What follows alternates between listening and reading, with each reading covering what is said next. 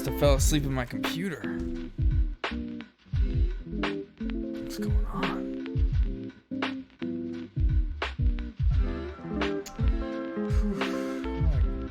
I have all my streaming stuff still. Oh, my microphone is still on. This music's a little loud. Hold on.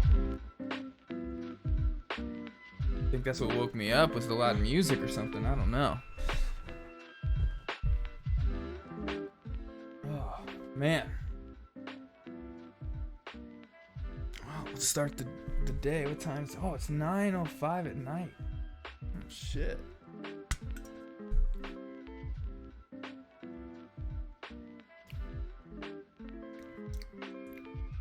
I think I made this hillside piss a little too strong.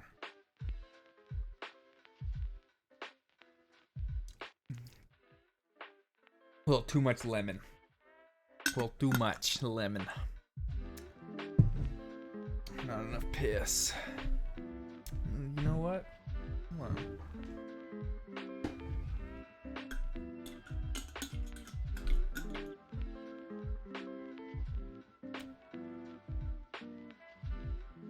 Alright.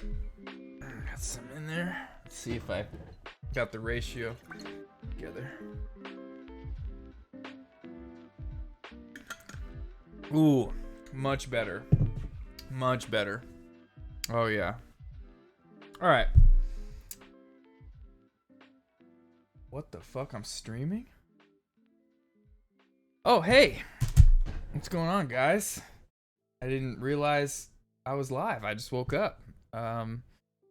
Well. What do we do? I guess watch some YouTube videos, I guess. That's what we'll start off with. All right.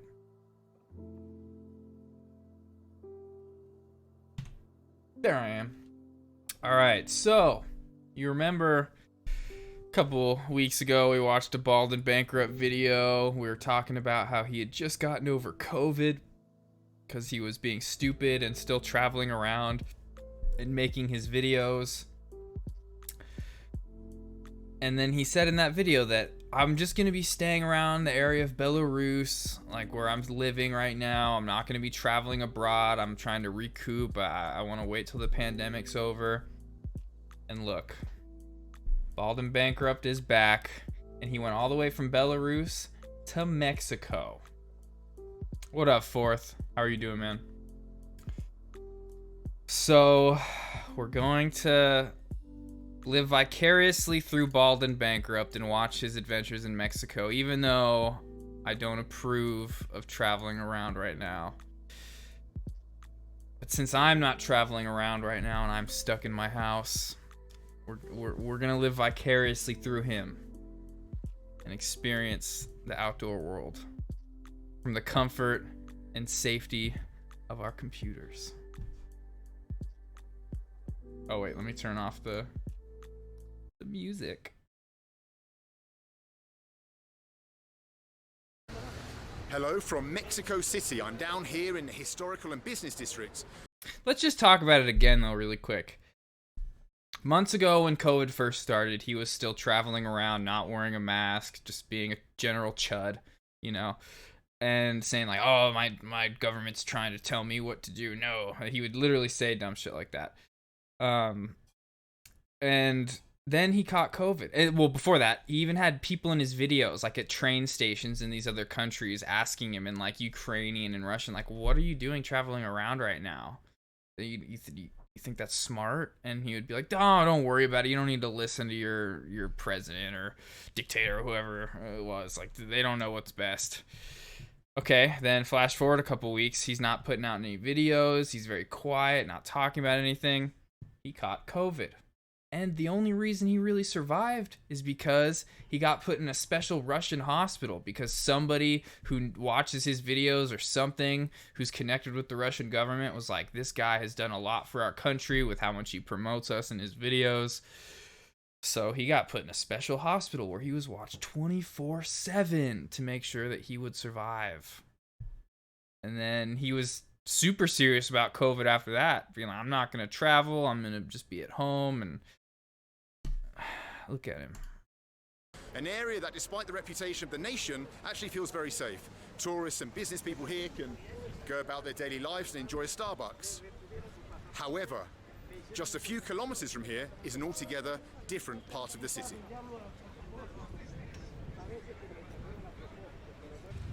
The place we're going to go to is called Tepito, or colloquially as the Barrio Bravo, the fierce neighborhood.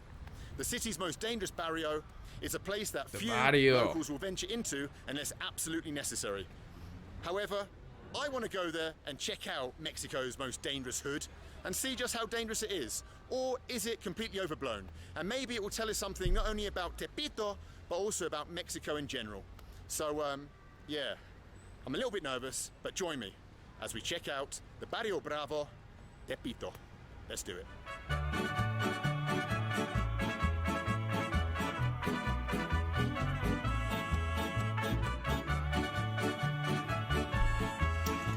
That is one thing I will say about him, despite traveling around in pandemic times. And I don't know how, I'm pretty sure just everywhere in North America, COVID's still pretty bad, but maybe in Mexico they have it a little bit more beat than we do, but I don't see anybody really with masks. I saw a couple, but despite that, I love how he does this, how he goes into these areas that are like stereotyped as being rough or dangerous, and maybe like just like everywhere there, you're gonna get areas like that no matter where you go, but still within those areas are just like people living their everyday lives, like good, like people that just want to have fun and just provide for their family, and he goes and he highlights that, and that's what I really appreciate about these videos. Give me 1 second. ¿Dónde Tepito? Tepito. Tepito. Allá. Por allá. ¿Es peligroso? Sí. Gracias. ¿Sí? Mucho peligroso. ¿Dónde Tepito, por favor? Tepito. ¿Cuánto falta para Tepito? Tepito. Tepito. Media hora, 20 minutos más 20 o menos. minutos. ¿Es peligroso por turista? Sí, peligroso. Sí, más con su cámara, sí. Sí. Tepito, Barrio Tepito. Wait, what did he say? ¿Ah? como a unas 3, 4. ¿Peligroso por turista? Sí, peligroso. Sí, más con su cámara, sí. Sí. Tepito, Barrio Tepito. por donde va aquel camión, ¿Ah? como a unas 3 cuadras, Gracias. ¿Es peligroso? más o menos. Más o menos. Wow, everyone I've stopped so far to ask if it is dangerous to tourists has said, yes, it is dangerous to tourists. So this isn't one of those, hey, it's got a bad reputation, but it isn't. I think this could be one of those, it's got a bad reputation. Yeah. And it really is. There's areas like that. I just saw a Twitch streamer in New York get robbed live on stream, and he was like not smart about it either. He was not like keeping the camera off the dude's face and shit. Like he should have been like right there on the dude's face, but it was in some area in the Bronx, and everybody in the comments was like, dude, you got to be smarter if you're going to an area like that. Like have people with you, or like some like just not go to that area, because like people there are just gonna fuck with you. They're gonna steal your shit.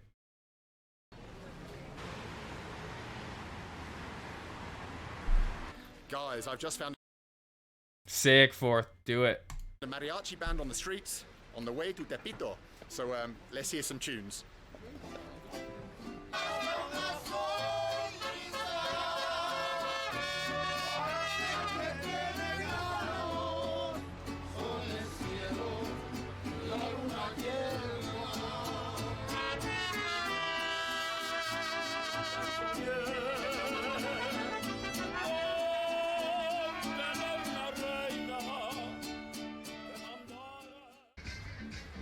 Well, a guy I just asked directions from said that after 3 blocks is the main market and the center of Tepito.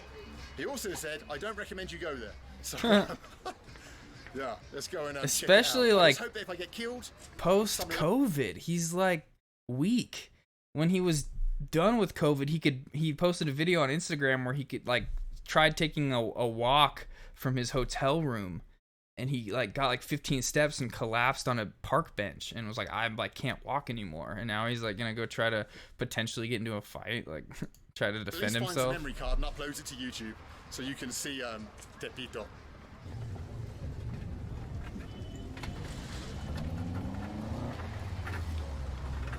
Well, we're definitely in a more dodgy part of town. We're just coming up now. Wow, some abandoned buildings in the area that is the Barrio Tepito. And I've got to tell you something about the history of it, which is that it's not just a region of the capital city that's become dangerous recently, or with the cartel wars. But believe it or not, Tepito has a bad reputation, or had a bad reputation for the last 500 years. Even when the city was controlled by the Aztec Empire, Tepito was known as a den of thieves, of smuggling, and of criminality. Wowzers, let's go and check it out. YouTuber, sí. Okay, no problem. Oh, gracias, señor. Peligroso? Tepito? Sí. Okay, okay. Gracias. Wow. When the policemen are giving you fist bumps and saying Tepito's dangerous, you know it's dangerous. Yeah, I don't know if I wouldn't go. That's not smart. That's just asking for trouble. Well, that guys, point. I don't know with the sunlight shining in our faces if you can read it, but up there is a sign that says Plaza Tepicentro, which means the Bro, he plaza paid them in the some money, dude. They're tailing him behind for sure. They're a little bit behind him. Let's see, can we see it in his glasses? No, they'd be over this way more. Yeah, dude, he paid them off a little bit. They're following him. This is like personal security for the day. Center of Tepito, which means we've made it. All right, let's have a little wander around and see what happens, and see if the reputation of Tepito is deserved or if it's a little bit overblown. Let's hope so.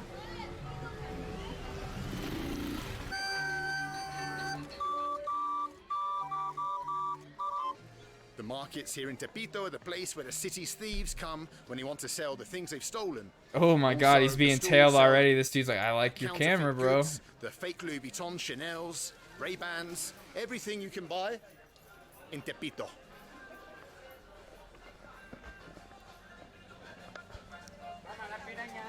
Wow. A real Mexican Gopnik. He called him a Oh, Gopnik. senor! Wow, you almost dropped your fake Nikes. Peligroso, peligroso. The most dangerous thing in Tepito seems to be the cars and the traffic, not the people. Watch out for my toes. Watch out for my Converse. The only non-fake Converse in Tepito, I think. Gotta be a little bit careful, no one grabs my camera. Why does he not have a mask on? I don't understand. I'm getting harassed by the Tepitoans. Hey, what did you say? He speaks good English. What happened, man? Hey, ¿qué pasó, brother? What's up, my friend? Hey, what are you looking for? Adventure. Señorita, Nati, Senorita, you have? You have? yeah, my sister. No, it's okay. I don't want your sister. But thank you. Is she beautiful? Yeah, beautiful. Yeah? Yeah. Okay, maybe tomorrow. I promise. It's okay. Nice to meet you, my friend. Mucho gusto. What legends in Tepito? He's offered me a Not sister. legends. I don't think he was joking. What? No, pero no. No hagas eso. Y no es un mariachi.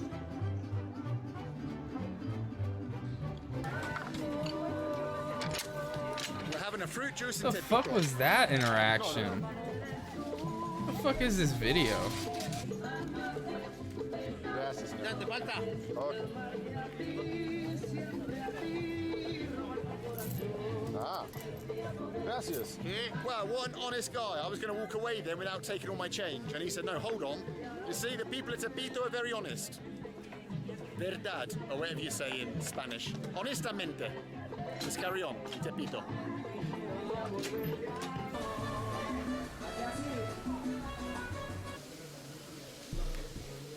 A lot of the places he goes, he can speak the language very well, especially when he's in places like Russia, Ukraine, and stuff like that. He knows those languages, but when he comes here, he has no, like, how does he, he's just like hoping that they speak English and can understand him, I think. Like, he's saying a couple words in Spanish here and there, but then he's saying like Russian and Ukrainian words, like with like an O at the end to try to make it like Spanish. Like, no, it doesn't work like that, bro. What up, Fourth? Welcome back, dude. I hope you're feeling very chill. La gente hables que es muy peligroso aquí, pero pienso que no más peligroso. The barrio of Tepito has played an important part in the history of the country. In the Mexican-American War, it was in these alleyways that the people of Tepito threw rocks from their windows onto the invading American army and slaughtered them in the dark alleyways in the nighttime.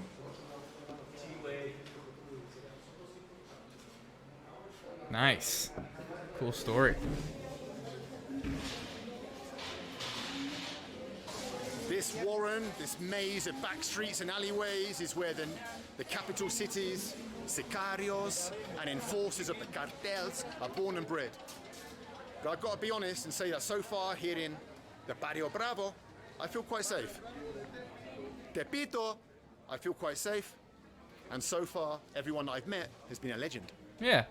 I'm liking Tepito. Except that one guy that offered his sister, and then that one guy that tried to stop the old lady from dancing. A little weird.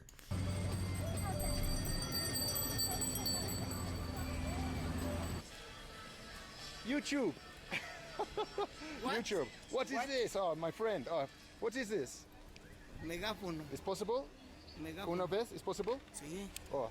De la balacera de ayer le traigo el periódico. Please subscribe to Bald and Bankrupt People of Tepito. Gracias. Gracias, señor. De la balacera de ayer le traigo el periódico. I should get a load of Mexican subscribers now. There's a mosquito. I've been getting bit by these fuckers. Yes, can you please tell me where the bad guys of Tepito are? Because I've looked everywhere, and so far I've not found them. Hold on. Everything stops right now. Where'd it go? Fuck. Oh, it's in an area where I can't really hit it that well. We're going for it though. Fuck, I missed. He flew away. There he is. Ah, I got him.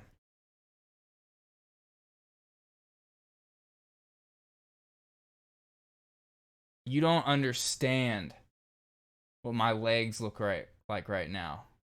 From the past few days of streaming in here with like, there've been like mosquitoes for some reason. I don't understand.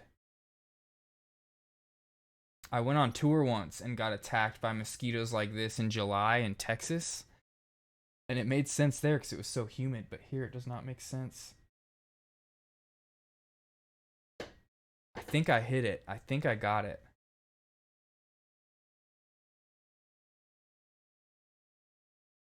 I might not have though. It might be on me, biting me.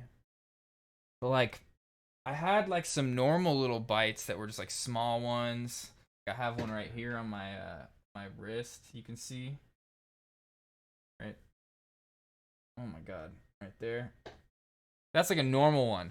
I have these things on my legs, on my thighs. It looks, oh my god, it's crazy. Now, it's probably because I scratched them, but like it looks fucked up on my legs, dude. It's crazy. Oh god, where is it? It's coming for me. I know that. Like that's why it's flying around me. I think I got it. I saw that.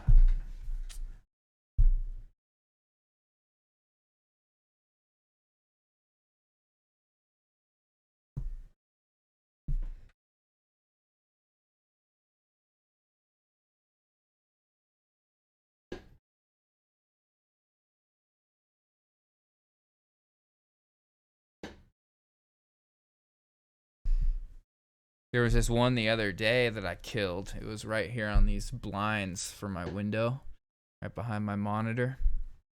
I hit it. Got it real good. And it landed right on the ledge of the windowsill.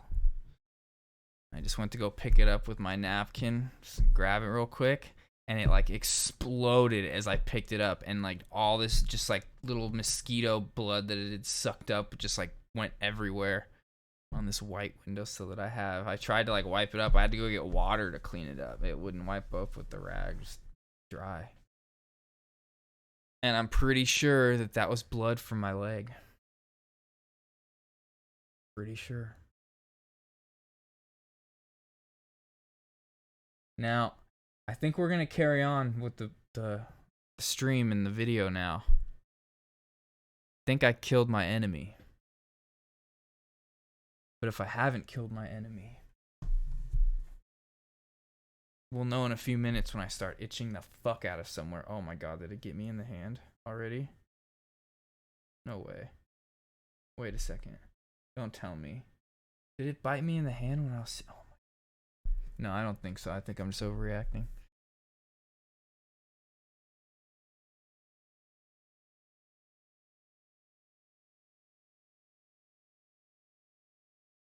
I think we have mosquitoes now because we have these fountains in our house, like in our backyard and our front yard, and it's just like, unless you're putting chlorine in those things nonstop, I get mosquitoes.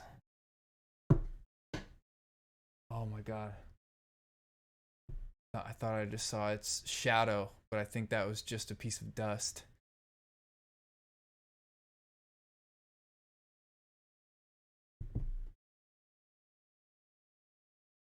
Fuck this mosquito. If you saw what my legs look like, holy fuck. Alright, let me drink some more hillside piss real quick.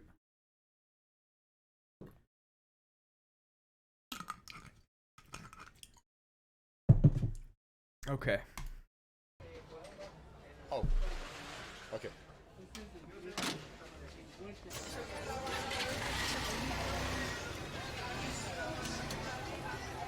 Well, I think that's about it from Tepito.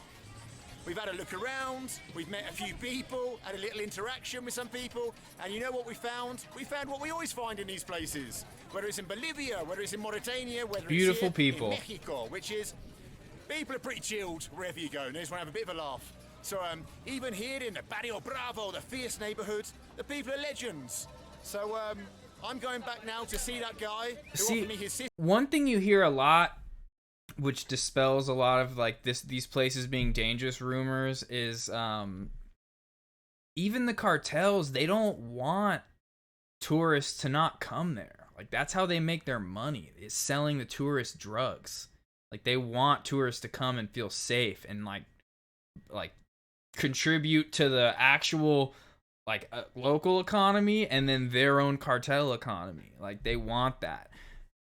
And like sometimes you have rogue people, individuals that do things, especially sometimes out of desperation. You get to a point where you're like, you have nothing in life, you have no help from any type of government, social welfare, anything like that, and you resort to desperate means, which of course are not justified, but you can see why people get there. But even cartels, I've heard, will go and punish those types of people because they really want people coming to their town. Sister, and I'll see you guys. I'll see you guys. Like, who knows? All those people saying this area of town could be more dangerous could just be that area of town being like, no, keep your commerce over here, you know. But I'm sure some bad stuff happens here. Just like everywhere. I live in a generally okay neighborhood. A couple years ago, I was having band practice in my garage back here on a Halloween night. Right across the street, house got drive-by'd. Kid got shot. Don't live in an amazing neighborhood, but it's not like fucking ghetto. Like, it's definitely okay, but bad things could happen anywhere, is my point. Let's go.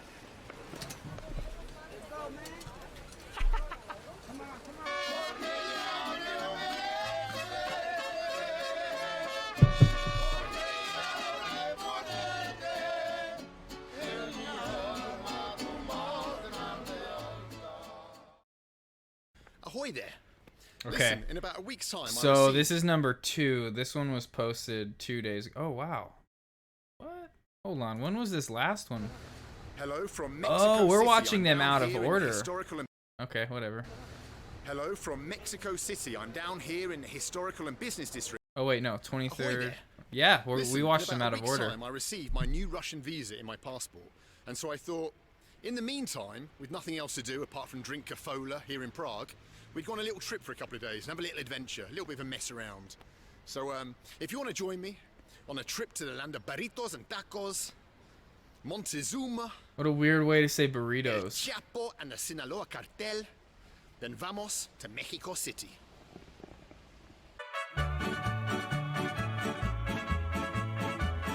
Now the thing with KLM is they don't serve hard liquor, and I like a nice shot of whiskey after my meal. But I know a man who's got some, and so we're going to do the swap. Harold, it's over to you. Harold, Huh. can I have some of your whiskey? What the fuck? I wonder if they planned this trip together or if they just happened to be on the same plane. Stay warm. Oh, is that the blanket? Yeah, it's a warm blanket this time. Oh my god. Wow. That's how you've got to drink hard liquor on a KLM flight, by smuggling it. Because we got caught earlier and told off. But anyway, this is the fireball, which means, well, it means I'm going to have a good flight. Oh, man. Oh, no, man. It's tricky. Yeah. It's a disaster. She's behind me. Are we safe yet? She's trying to catch.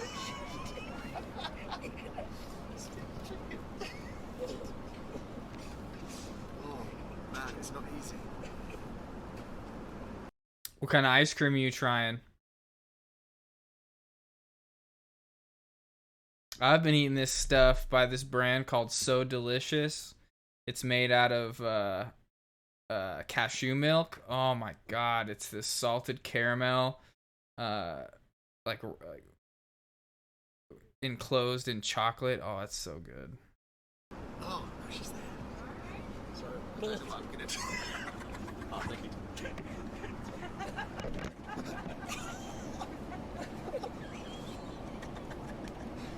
I'm sorry. I think we got away. They've got beady eyes, these Dutch women. Cookie dough and brownies. That sounds like a Ben and Jerry's type ice cream.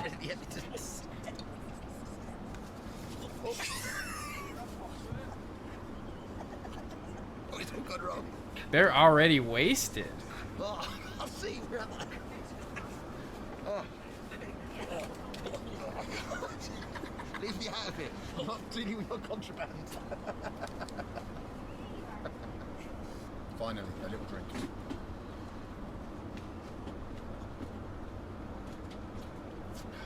What I'm going to do is I'm going to make this little cupboard here my secret whiskey stash. In we go. Close it in there. Bye-bye, little whiskey. I'll see you in a minute. Safety at last. Now no one can find What me. an idiot. That's how you have an illegal whiskey drink on KLM. He's Business wasted. class. Look at his eyes. Coke down.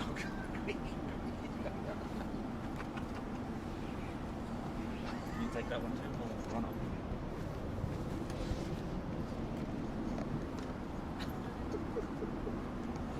Oh my god. Harold Walker has I don't know. I don't know how you could like just like touch the ground like that basically and then go and touch your mask. Like he just had COVID, man. Some people I just don't get their common sense or their lack thereof. just spilled Coke all down the yard of the plane. He's never going Oh, is it some Ben and Jerry's? Nice, dude. to be allowed to fly on KLM again. It's very cringe. A trail of Coke. Now, it's not just all about muscles. You know, stewardesses are attracted to other things. They're attracted to a man with great cardiovascular system. Okay. So you also Let's get to fucking middle Mexico. of the night. Don't care. Oh, why don't I have it full screen? Mexico City, dangerous, middle of the night, in the middle of a protest. And we Oh, don't- nice. And we don't know where our hotel is. I think we're on TV. Wow. There's a lot of strange noises in Mexico. It's like you're in a computer game. It's like playing Pac-Man.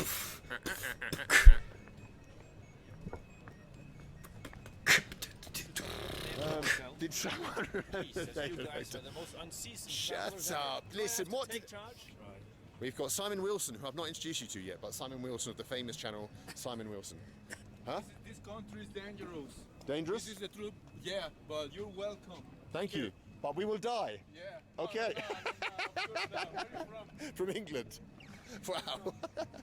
What a nice welcome. We're next to the hotel. Where's the hotel? Well, if you're the one who gave me a name. I'm the one who said, don't get out this taxi, because we have no idea. And you were the one who said, no, it's that building there, I'm sure. Yeah, next to the Hilton. Unreal, right. Hi, bro. And then Simon said. Hey, bro! And then Simon said, let's go to the Hilton. Oh, it's up there. Fiesta Inn. No, the Fiesta Inn's here, look. Fiesta arrow up. What's wrong with you? Shall we stay at the Hilton? I've never heard worse words. The boys aren't coming. They want to go to the Hilton. I'm going to the Fiesta Inn, which I Yeah. saw on that website was very cheap. They're in. The boys are coming.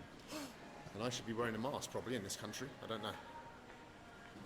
Yeah. It's not an entrance to a hotel that I'm used to. but We're anyway. one everywhere, bro. And that's What's your another reason to thing think- is he thinks that he's like immune now. He's like, oh, I'm good for like 3 months after I caught it. But there was a guy in my state who caught it within a month after he had recovered. So Entrance to the Fiesta Inn. This is not a 4-star hotel, is it? That one. Lobby. 4. We're going up to the Fiesta Inn. 5. Wow. The great Mexican hotel hunt. Wasn't much of a hunt. So one for one person and one with 2 beds for 2 people if that's possible. Or unless you have one room with 3 beds. No? Okay. Okay, that's okay. You want to share a bed with me, Simon? Yep.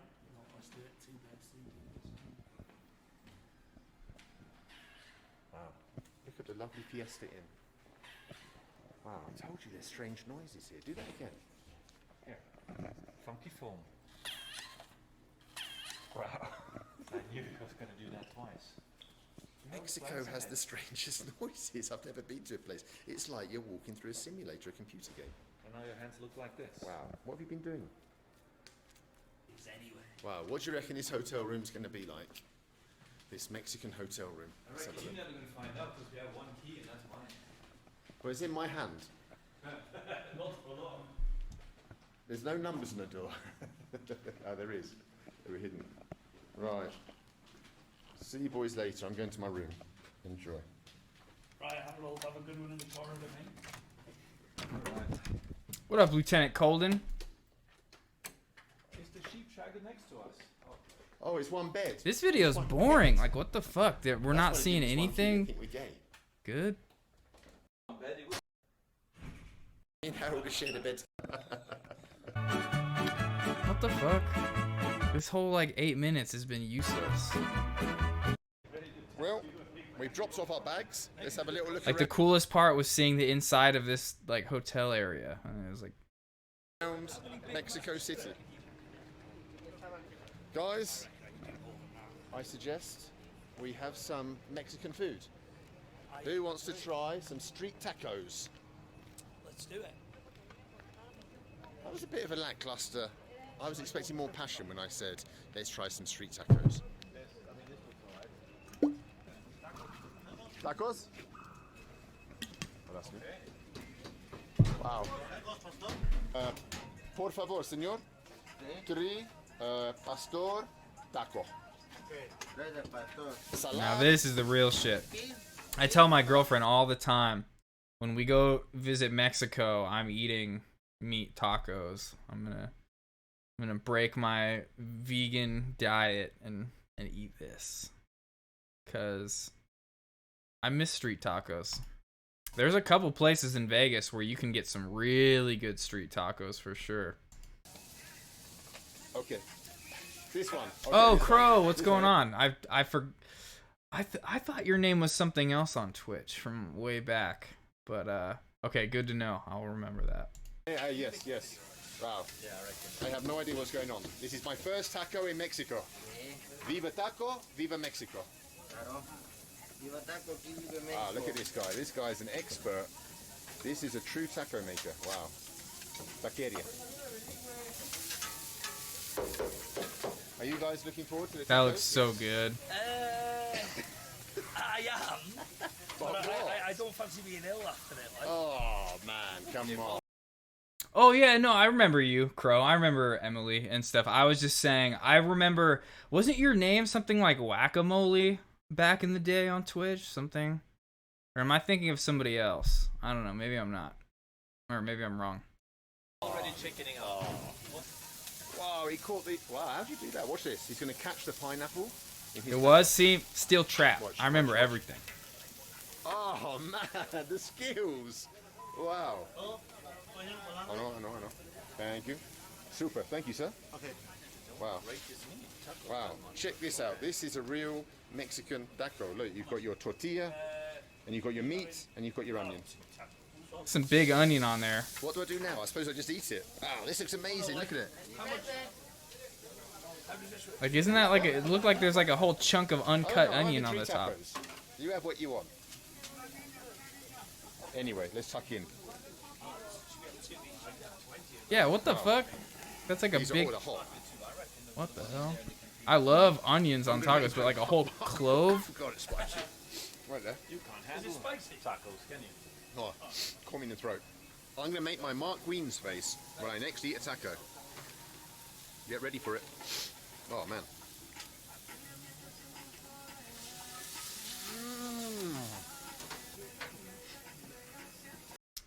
There was this one spot that my older brother and I used to go to. We were working together for a while.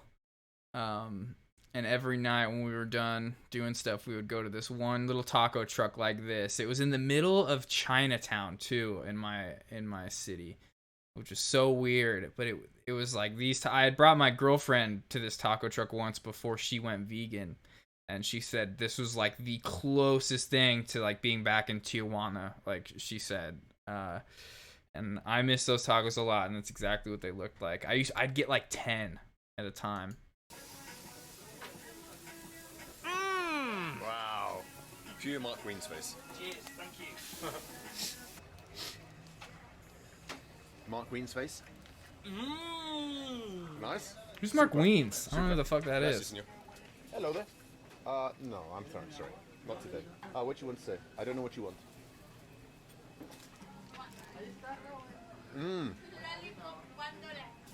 No small money. I'm sorry. No small money. Only big money. Sorry. Thank you. No problem. Nice to meet you. I love you. I love you too. Aww. Wow. People love you in this country. What the hell? You eating an egg? ¿Qué? Why are you eating a boiled egg at midnight? Is it good? Yeah, you like it? Okay. ¿A usted también? It's a boiled egg. Whoa. It's a boiled egg. Yes, it's a boiled egg. ¿Te regala uno? Español? Español? No, Es un español. huevo cocido. Huevo cocido. Exacto. Okay, good. I Yeah, speak huevos. Spanish. Wow. ¿Me regala un huevo cocido? Viva Mexico. ¡A huevo! Viva There was one by your school. Oh yeah, nice, dude. Mexico cocido. ¡A huevo! Okay. Oh, sorry. Gracias, señor. Wow. Bye. Bye-bye. Nice to meet you. Bye-bye. I love you. You were going solo on this one. Huh? You were going solo on. Okay. So then we already saw the to be continued, I guess, right? Unless are there more that I missed? No, we watched them. Okay. So now I wanted to watch a video. I saw Jay's 2 Cents has a new one talking about the 3090, which I had some conflicting information on. At first, I heard some people saying that like the current CPUs just like wouldn't be able to handle the 3090, and so it wasn't like really worth it to get them. But now I'm hearing people say that the 3090 is more of a status thing, and like you're just like kind of paying for just to be like, oh, I bought this one. It's not that much of a performance upgrade from the 3080 is what I hear people say. So let's see what this says. Well, it's launch day for NVIDIA's RTX 3090. I have no idea what to expect in terms of availability, but I can tell you that as of right now, filming this video, which is ahead of the launch, obviously, there are people lined up outside Micro Centers and Best Buys all across the nation trying to get their hands on one. So I'm really curious as to see what the actual hype is amongst buyers when it comes to the graphics card, not this one, but the new 3090, which is starting at about $1,500. Yeah, that's crazy. We did some extra tests for this review, stuff that we don't normally do, stuff that might make me sound smarter than you guys are used to, so I'm going to try to do my best to screw it up. Got my trusty hillside piss right here. Because I was up till 2 a.m. benchmarking and then up again at like 7 this morning, and I'm too old for 5 hours sleep. I'm sure plenty of you are just like wishing you got 5 hours sleep and are also wishing that I would just get through the ad or whatever so we can get in to the damn benchmarks. Get off my lawn. Let's skip the ad. So it's pretty obvious that the RTX 3090 is positioned to be the biggest, baddest version of the 30 series as of September 24th anyway, of just availability when it comes to the new Turing, no, that's last, Ampere architecture. What I have on the table right here is the Turing architecture. This was basically the pinnacle. This was where they sort of stopped in terms of how far they could push that Turing die.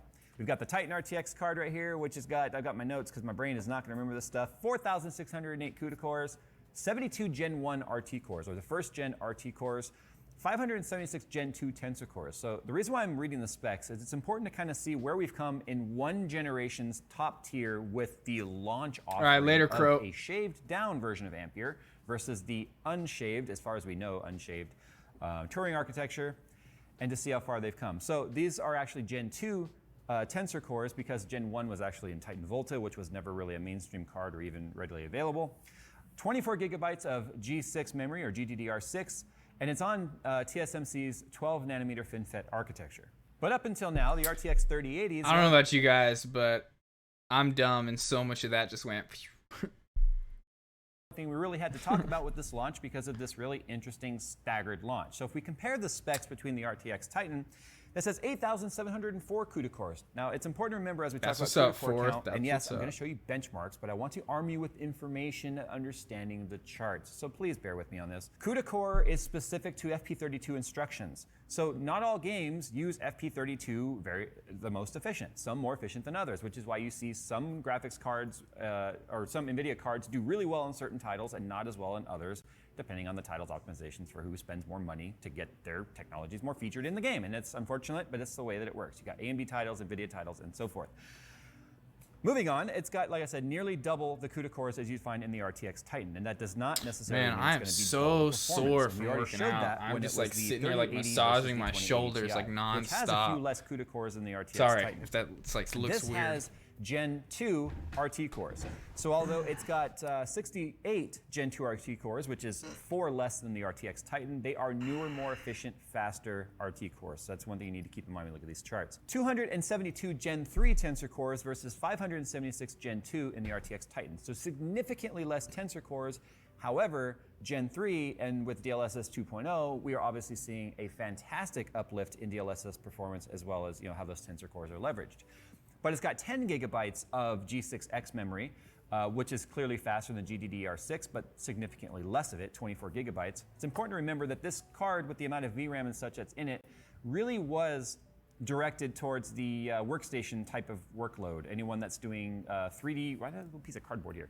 3D rendering, stuff like that. Not video rendering, 3D rendering, where it can eat up VRAM very quickly. That's why there's 24 gigs of it. But more importantly, we are now on Samsung's 8 nanometer architecture, no longer on TSMC, no longer on FinFET. So that's why we got Big Chungus here. Ugh, you versus the guy she says she's leaving you for.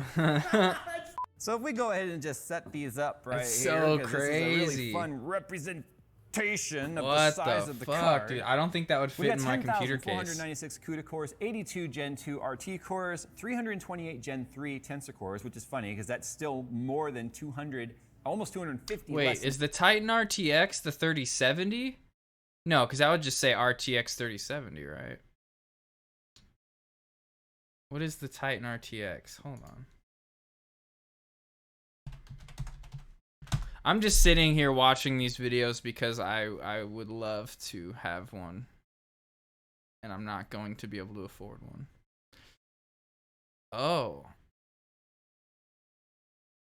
Okay. That's a lot. Wow. When did this get released? I'm confused. If anybody in chat knows, If this is the brand new or if this is an old, right? This is old, right? I know these are new. In the RTX Titan, 24 gigabytes of G6X and the same architecture. It's Samsung's 8. How the fuck could this be so much worse and cost so much more than these two? What did Nvidia do different this time? To where they were able to. It's because they sold these overpriced ass game cards last time around, so they could afford to make these badass ones for a cheaper price. Nanometer. I'm happy with the one I have. I'm glad I never got like a 2080. The 1070 Ti. Good for me, man. So let's just go ahead and get right into the gaming benchmarks, because I know that's what a lot of people want to know. It's $1,500 versus $700. So how does it perform in games?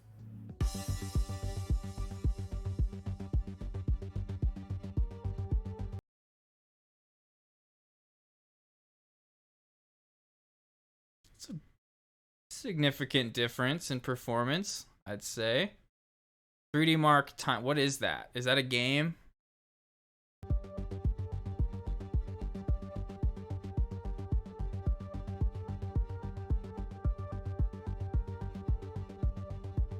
That's that's significant. Not for the price though, I would say. Yeah, like, I don't know.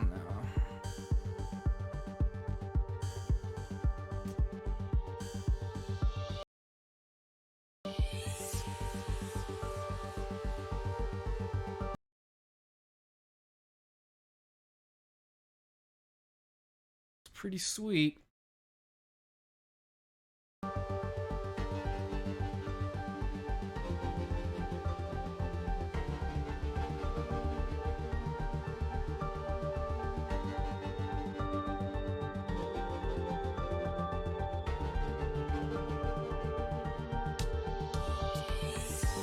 It's always games I never play.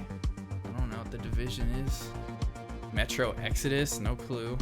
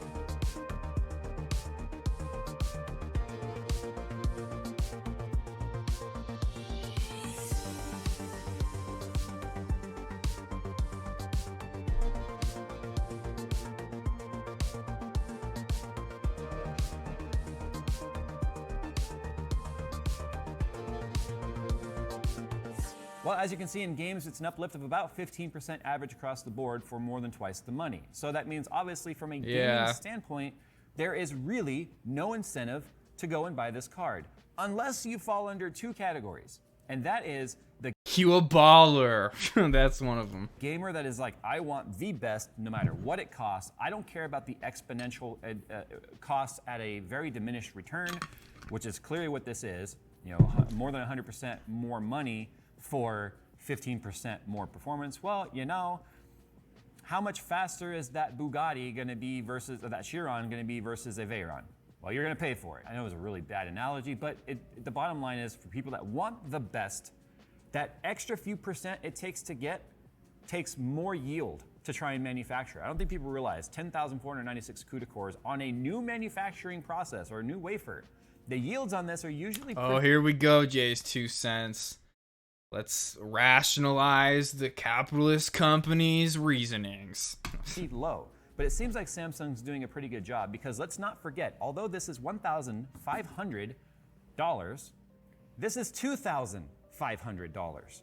This is $1,000 less than this, giving you the uplift that you saw in games. So if you already have this card, you're clearly going to be interested in this card, because you are that type of consumer.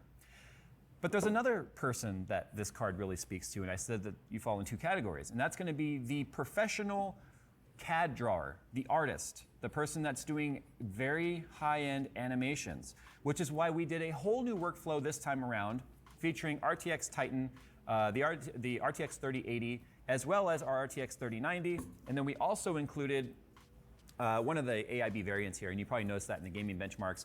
This is the MSI Gaming X Trio, which is basically their flagship card. You can kind of see in the size comparison, the RTX 3090 Founders Edition card looks bigger because it's more squared off, whereas there's a lot of like curves and stuff to the 3090. God, weight-wise though, ugh. You want to go moose clubbing? You can do it with this guy. But anyway, we wanted to kind of see how the FE card compares to some of the variants. The MSI card actually comes in at $1,589.99. So it's $90 more than this guy. And as you noticed in the gaming benchmarks, and again, we'll get to the professional workflow here in a second, there was a couple of percent more, usually 1, maybe 2 FPS more on the MSI card. And the reason for that is although it has a locked power limit at this point, it only goes to 102% power draw. The baseline on the MSI card when we were doing wattage testing was more like 380 watts. And although it is a 350 watt TDP card, the 100% baseline for power draw on the MSI card is uplifted. The problem is you can't really go any farther because 102 doesn't give you much. So the 350 watt baseline on the Founders card actually gives you 115% total, so that you can get about 400 watts out of this card. So overclocking wise, this card is going to beat this card only because this card isn't giving you any extra available power limit. You can move the slider all you want, you're not gonna get any extra core. What's gonna happen is if you get a reduction in load, then the core shoots up real fast and then you get a crash because it goes beyond where its stable mark is gonna be. So moving on to what I said, category number 2, the guy that does CAD drawings, does 3D modeling, or in this case, we're gonna specifically talk about animation. We used Blender right here, and we used more Blender tests than we ever have. And I asked Phil, I said, who uses Blender? And he's like, well, people that do animations and stuff use Blender. And I had no idea that Blender, I thought it was literally a benchmark people came out with so that you could test stuff like this on CPUs and CUDA and optics and all. So all of these cards Titan versus the 3080, the guy that's like, I'm gonna use this card for rendering as well, versus the Mega Monster. Ooh, here we go. Edition. Anybody that renders stuff in movie programs or anything like that knows how long and annoying of a process that is.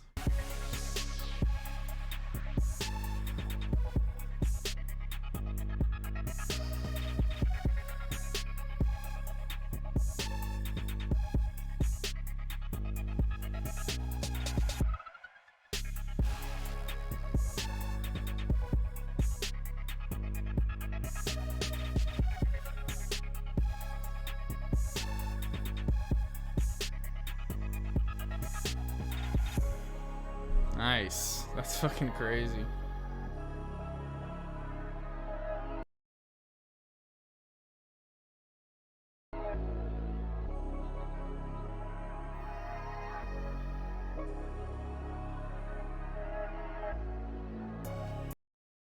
Ooh.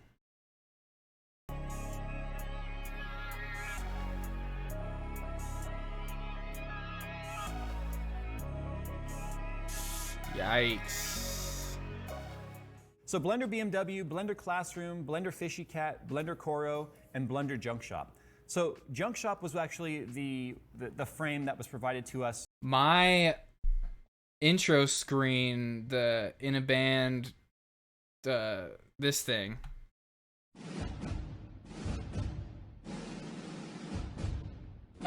That took like 24 hours to render in Blender.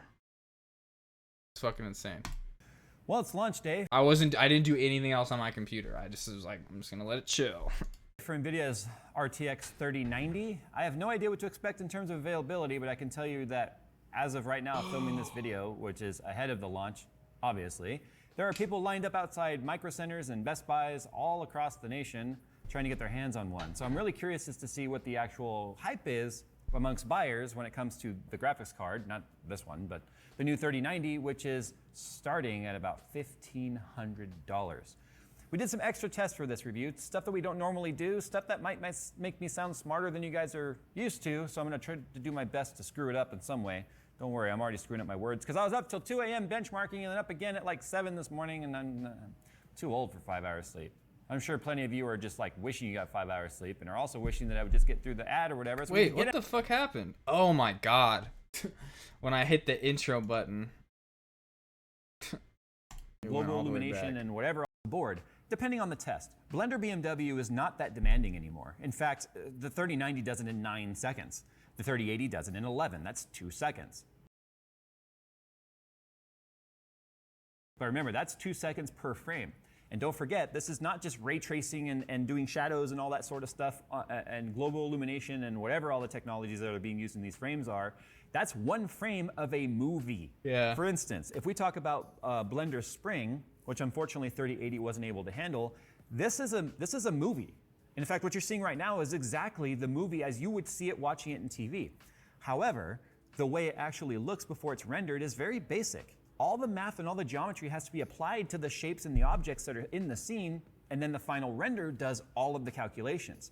So if you take a look at the workload on this one, or take a look at the timeline, it's pretty insane. Yeah, look at that. It still exceeds the 10 gigabytes available to the RTX 3080. However, not by much. It only took about 12 gigabytes of VRAM to render that scene. I was able to get through a lot of it on the 3080. Eventually it crashed. Yeah, but as that's you what can I see, saw on as that you take graph. away the 3080 and you compare the RTX Titan versus the 3090, on Spring, it takes about 80 seconds to perform on the 3090. 80 seconds to render that one frame of that movie that we just showed you. But it takes 166 seconds or more than 100% extra time than it takes on the RTX Titan. Now don't forget, just a few months ago, this was the biggest, baddest middle card you could get for that person that is a gamer and also uses these types of workflows. So believe it or not, this one card could be a pretty badass workstation and card, and that when you're done, go play some Doom Inferno or something on it. Was it Inferno? Eternal. Eternal, whatever. Don't to play the Doom Infernal. But just for kicks and shiggles. Just for kicks and Shiggles. It's family friendly now. Kicks I wanted and to see what happened shiggles. if we Wow, rendered that these was a same good one. frames on my 10900K overclocked to 5.2 gigahertz. As you can see, it's pretty. Can you even see the number for the graphics cards with how long it is for the CPU? I can tell you the only one it couldn't run actually was the Octane, and that's because that specifically requires a graphics card. But yeah, you can see now why the massive frame buffer exists on these cards.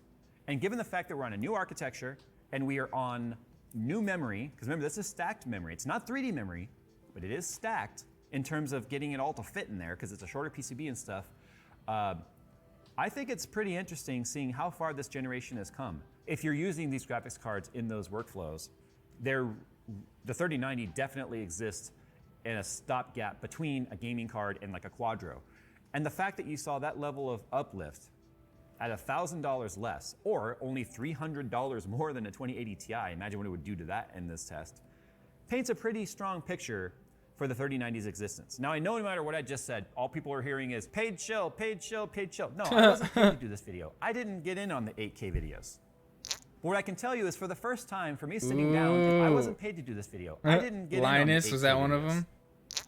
Yeah, fucking Linus. I don't know who he is, but Linus is annoying. What I can tell you is for the first time, for me sitting down and spending until, I don't know how many hours yesterday. I started testing at 9 a.m., maybe a little bit sooner than that technically, and then until 2 in the morning, I was testing these cards. And I spent more time on the professional workflow stuff because it was actually really exciting to see what this one frame looks like and how long it takes. And it gives you a new perspective of appreciation, I think, when you watch a really cool animated movie, like something from Pixar, or any of the new animated movies that just, I think people take for granted as to how good the animation looks because of the availability of technologies that you find on these graphics cards. And don't forget, these are the baby brothers of the ones that are being created in the render farms.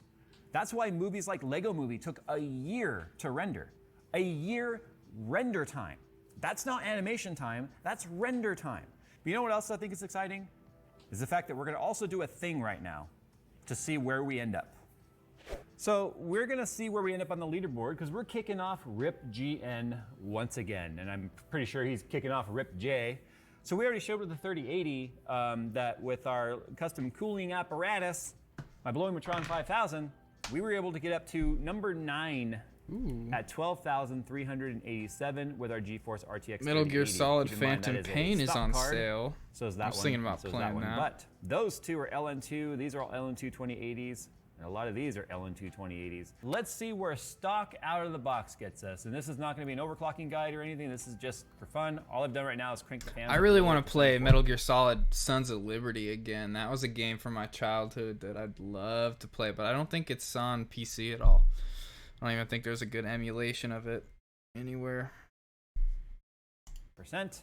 Do some Port Royal here. We'll do a custom run. By clicking custom run, it won't upload the results. If I upload the results right now, I'd be in trouble. You know what? I need to take a quick bathroom break. Follow embargo dates anyway. That IBS. Now it's important to note, like I said, we're not uploading the score right now, and I did a custom run, so it doesn't even try. But at 13,523 would get us number 3 without even trying to overclock it. So here's the thing. The cooler on this, and I didn't even talk about this in our review, only got as hot as about 50C, again, with the user-defined fan curve, which is how I test all of my cards. 50C. I mean, Big Chungus is clearly doing big work because of the fact that it's running ridiculously cool. In fact, it's slightly cooler than the 3090 Gaming X Trio card, which is a triaxial card with 3 fans. So we just got a 14,323. Number 1 right now is currently 14,131, and we've not done anything to it yet. Unfortunately, we had a crash, and I think that's because we pushed that clock to 125 like I showed you, and we know that temperature equals stability.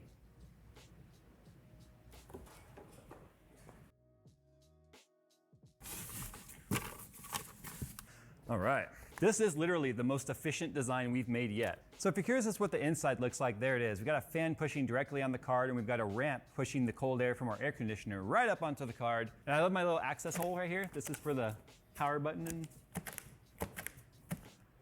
so here's my Blowing Matron 5000 NOS edition. We need the NOS because the 3090 needs that much more air for the air fuel mixture. We're down to 11C on the core. And it's not even at idle, it's at 1695 megahertz because I have it under that, prefer maximum performance. So this is the same setting that crashed, 125 and 600. I want to see if the temperature got a stability with those particular settings, and if so, that might just be where we land. Under load, it was at 38. All right, so that gives us a 14,524.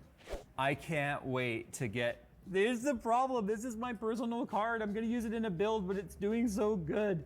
14,607. 1,000 or 2,175 is the little peak boost. We think it does this little like bink at the end for like a little stability check at the end of the test. Like if you make it to there and then you fail, oh. But look, 2175 is what it went to. Its max temperature with the air conditioner, 43. There's no way it can hit 2200. What do I have to lose? Just keep going for it? Well, we've kind of found where our limit is with the AC, and I got to tell you right now, I am pretty thoroughly impressed. So we actually got a 14,633 as our best score with just the air conditioner. Remember, there's no shunt mods, no liquid metal mods, none of that stuff. No hard mod of any sort. That's just make it cold and all its limits in place. No custom BIOS or nothing. So let's talk about whether or not the 3090 is worth it. The AIB cards are gonna pretty much all be more expensive, even by just a couple of bucks at the very least, because I think it's gonna be they're gonna have a really hard time, I think, competing with the FE. A lot of you might be wondering why we didn't use the MSI card for this attempt right here. And I started to talk about it earlier. This card only goes up to 102% power limit. Now that's not 2% over 350, that's 2%, yeah, it's like why even bother with the 2%? But that's 2% over its uplift, which is actually closer to about 370 watts. So it's already about 20 watts higher TDP than stock. So 102% of 370 is higher than 102% of 350, right? But this card gives us 114%, or 14% more than 350. So that's why we were able to get actually about 400 watts, about 395 watts out of this card. So we would have hit power limit on this and not gotten the score that you saw there. That's why you see people do hacked BIOS and custom hard mods and stuff to trick these cards into overclocking farther. So if you're an extreme overclocker, you're gonna have to run these cards if you want to get on the leaderboards. It's just there's no way around it. They are the fastest cards. That's why a lot of the custom Titan RTX cards are on the leaderboards, as well as the like Kingpin 2080 Ti's and stuff. But most people don't care about this. This is just a hobby for us and something to do. The 3090s though, if you want the best absolute possible gaming performance you can have today anyway, as of the launch of this video, the 3090 is going to give it to you. It gives you a massive frame buffer at 24 gigabytes of G6X, as we already talked about, allowing you to do very professional workloads that will utilize that memory bandwidth that can still run fast enough in the instructions that are available to this card. Now this card does obviously have some locked features on it that are available on the Quadro series cards that run the same Ampere architecture. And those cards are going to cost you thousands and thousands of dollars because that's exactly what they're designed for. Those are cards that actually perform very poorly in games if you tried, simply because the BIOS are not optimized for that type of workload. They're very different needs. But it's funny, I have no doubt people are already typing angry comments about $1,500, that's ridiculous. You can choose to look at this a couple of different ways. It's $1,000 less than this, and it absolutely curb stomps this card in every possible way. This card curb stomps the RTX Titan in every possible way if it fits in the 10 gigabyte frame buffer, which is why I guess there's rumors about potentially higher frame buffers available to certain cards. We don't really comment on whether or not we think that's happening. That's neither here nor there. We talk about what's available now and what's coming out. But you can also say the 3090 is only about $300 more than the 2080 Ti is. So you can either All right, say, I'm back. it's Sorry more, about that, guys. Or it's way less, depending on the perspective you look at. I was As watching, though. gamers, I heard are not everything gonna he get was their saying. money's worth out of this card. These unless fans money right is here, truly these no three object. new fans that NVIDIA just put out are going to keep your PC very cool. I know everything that he's talking about. These are top of the line, newest technology in PC cooling right here. Look at that triple fan technology. And you want that extra 15% at whatever it costs. Well, here you go. They're available to you. Well, maybe. Unfortunately, NVIDIA just put out a comment saying they're very excited to see how interested people are in 3090. However, given the limited target range of who these cards are targeted after, like I just said, people fall into one of these two categories or maybe both, means there are less available 3090s than there were 3080s. And we already saw how that launch went. Yeah. I really, really hope that something happened between the 3080 and now to circumvent some of the measures that some of these bots and stuff have gone through. It's literally, yeah, they're just sold out quickly because of bots. That was it. These companies running these bots have gone to try and snag up these cards. I mean, it's probably the norm for us now. So, what card are you going to get? Are you still holding off for RDNA 2? Were none of these cards ever an option for you and you're really waiting for 3070? Or are you just sticking with what you already got? Comment down below how you guys feel Sticking about with the what I 3090. got.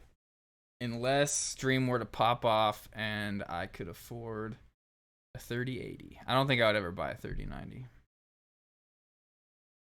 I don't feel like I care about watching this next one on overclocking, but I kind of want to see what Todd Howard has to say about the Microsoft purchase, if this is like a live Xbox has interview released or a what. pretty interesting interview, specifically being from Major Nelson himself on his YouTube channel, between Phil Spencer, the head of Xbox, Todd Howard, creative director at Bethesda, and Pete Hines, the VP of PR and marketing at Bethesda, discussing, of course, the most recent Microsoft acquisition of Bethesda. In this, they go over some surface level things, some personal stories, but also a bit of background on the deal overall. Todd Howard mentions a couple of things that are pretty interesting on this most recent acquisition, and a few insights that, although not super revealing, are definitely worth highlighting and definitely warrant some more discussion. This video was filmed earlier today, so it was after all of those major reactions to the purchase, and they kind of loosely seem to discuss some of them. One of the big things that was mentioned a couple of times throughout this was what exactly led to this acquisition. One of the things consistently reiterated is just the close working relationship between Bethesda and Xbox that's been going on for decades. The first Bethesda game studio's title to come to consoles was actually Oblivion, and it was a Xbox exclusive at the time. But apparently Xbox worked closely with them to get that working, even describing a certain tip where you could secretly restart the console to free up some memory while loading certain parts of the game. So if you had a long load screen, it was probably because of that. Pretty much all of the parties here somewhat reiterate this line around how Bethesda and Xbox are closely aligned with their values or visions. How the innovation of Bethesda is kind of matching up with the innovation from Xbox, or the innovation from Bethesda was appealing to Xbox. And it seems like one of the big motivating factors was trust. Xbox and Microsoft having this long-standing relationship, but also just working closely together and it going well, trusting each other. And for us, it's not just what Microsoft and what the Xbox team can do, but it is the relationships that we have with those people and the amount of trust that we have. And also how many of the employees at Bethesda only found out about this acquisition as it went public yesterday. You know, for a lot of the company and our teams, they're finding out the same time the world is finding out. This is indicative of a couple of things. There was some speculation that recent changes around Fallout 76 or even ESO were influenced by this decision. But clearly, if the vast majority of employees only just found out, it seems... What if that's why Fallout 76 got better? Because I haven't played it. I own it. But I uninstalled it a long time ago. Because, one, I was out of space on my hard drive and I wanted to install... I think it was Red Dead at the time when that came out, but the game sucked. I wasn't going to play it anyway, so I was going to uninstall it regardless. And I heard that the new update that they put out recently for it made it better. I saw even Shroud playing it. I think he only played it like once, but still, I heard like a lot of people that like the game say it made it better. What if that was because of Microsoft? Seems like no policy or internal changes have really gone into effect yet. Another line that was pretty interesting is around when this deal came to fruition. We saw this tweet yesterday where apparently Bethesda and Microsoft were in talks since about 2018, which led to many speculating that if this was such a long process, perhaps it was kind of known it was going to happen a while ago and certain teams were repurposed already. But in this interview, they mentioned how the opportunity actually came up over the summer. But the opportunity that came up over the summer as we started talking about this, to me, just always felt right. So now perhaps those aren't mutually exclusive, perhaps they have been in talks for the past 2 years, but some kind of catalyst happened internally over this summer, making it a lot more lucrative for one side or the other. But either way, that is an interesting takeaway. Perhaps this is a relatively new thing. Maybe negotiations only started over the past few months, which could even be supported more by the fact that that old tweet has been deleted now. Even further, they actually asked Todd Howard directly about Starfield, which I was kind of surprised to hear. Which was a nice segue to my next question, because since I'm controlling everything here. Starfield, what's up? I think it's getting really good hype for a game no one's seen. Okay. That response being pretty typical, but the more interesting one comes a bit later. And once we got on the new systems, the things we found we could do, and so it's a major engine rewrite. Did anybody in chat just hear that? Holy fuck, that was really loud. A motorcycle behind me. Holy fuck. Mission accomplished? Wait, what? Mission accomplished what? What's going on? On that game. So that's actually pretty big, and I think there's a lot to interpret around this. We've heard in the past how Starfield's engine is getting quite a bit of an overhaul. Even in Todd's initial statements around this acquisition, he described how the engine upgrade was going to be the biggest since Morrowind 2 Oblivion. I'm gonna have a bigger video tomorrow. Ooh, what snacks did you get? Starfield news, but the statements here are pretty big. It's more reinforcement that this Where are is the snacks a considerable from? engine upgrade, not something minor From your like house? Did you Skyrim go to Fallout somewhere? 4. And his comment about once we got the new systems, the things we found we could do is pretty interesting to me, because it certainly seems like Starfield will be a next-gen exclusive, or at the very least, there will be considerable drawbacks to playing it on current-gen systems. But also, if they are truly taking advantage of the new and upgraded hardware, that could mean they are doing something unique, something that has never been done in a Bethesda game before. Chili cheese Fritos. Damn, so is that like just straight up the bag? Opened up the bag with some like chili cheese put in there? Peanut butter fried pretzels. Holy shit. Arizona. Which Arizona you get? I used to drink those religiously when I was a little kid. Okay, so the year is 2006, 2007. There was this venue called the Rockin' Java. All the cool bands played shows there, and all like back in the day they were called scene bands. There was like a bunch of scene bands that played there, and we would like sit there and like watch and just like laugh because we were music snobs. and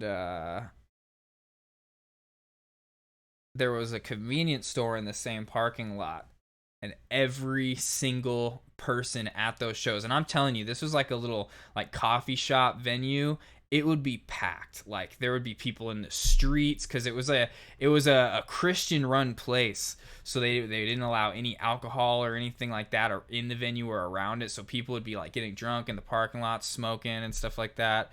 And there would be like stuff going on in the alleyway behind it. It was right next to a movie theater, and like the movies, some of them led out into an alleyway, so there was just this cool alley to chill in, and the whole venue would just be packed. And dude, some of the biggest bands would come through and play there. It was known as like that cool underground DIY spot to like go to for a while in Vegas. And but yeah, so like it would be packed, and every single person would have an Arizona tea from that gas station. Different ones, like a lot of the generic one though, just the ginseng tea one. Okay, so it's the lemon tea that you get, the lemon one. I like that one a lot. That one was like probably my favorite for a while. Yeah, you just brought me back thinking about Arizona's. I don't really drink those too much anymore. I drink like this real tea. And when I was younger, I hated unsweet tea. And some sweet teas, though, I didn't like either. Like the Arizona, the sweet tea flavor, like stuff like that was just way too sweet for me. But I always hated the bland, unsweet tea. But now I like crave unsweet tea. Just like I crave sparkling water. Like flavored sparkling water too, like LaCroix. Stuff like that. I would have hated myself when I was a kid. Drinking that stuff. But now I love it. Spaceflight, larger cities, or even something along the lines of updated procedural generation for planets, or even as simple as shorter load screens, because the games could really benefit from that. Okay, wait. I just have to for a minute.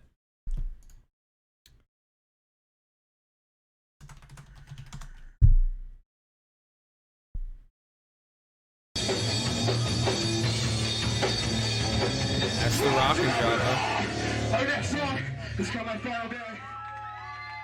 That's the rockin' Java. Let's see. What band? Is this a band I remember? I have no clue.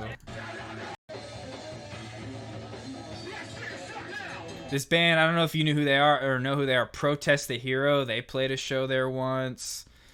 Bunch of like big bands played their like some of their early shows here.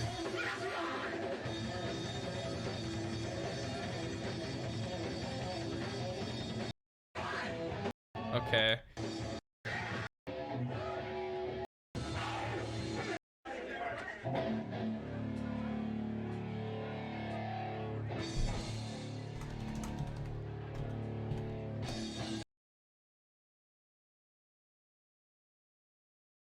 This is my friend's band from back in the day. I filmed this. This is on my camera.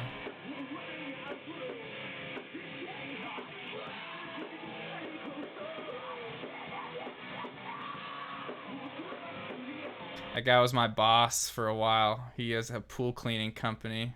I cleaned pools. My best friend right here playing guitar. He cleaned pools too. Tyler, the Chud Republican of the group.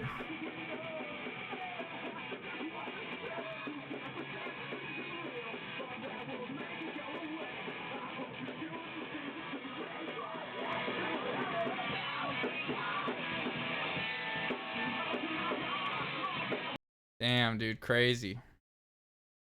Oh, whoa.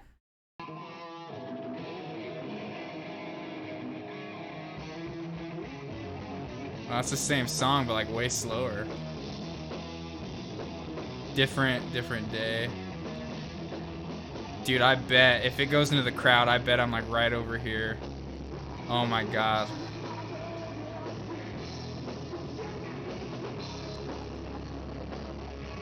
Such bad sound. Omar, bro, his riffing right there was sick.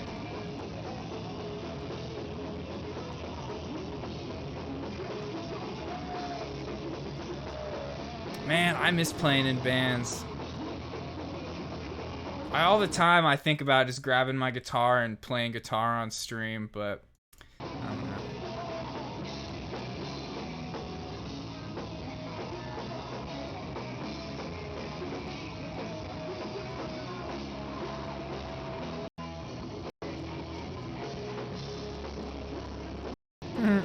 Rob fucking doing the windmill.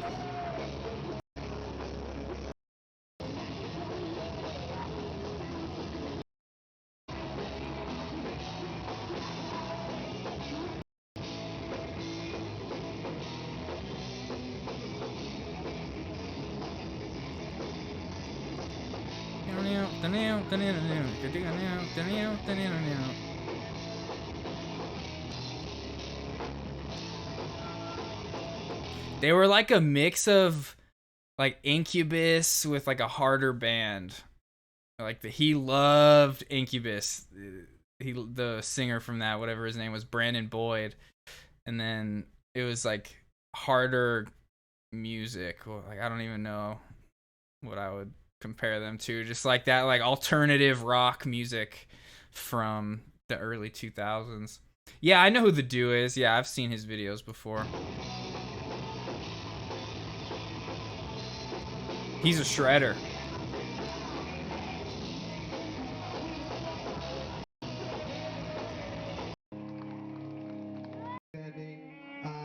Had no voice yesterday. So we'd like to thank the pharmaceutical industry for making this show possible.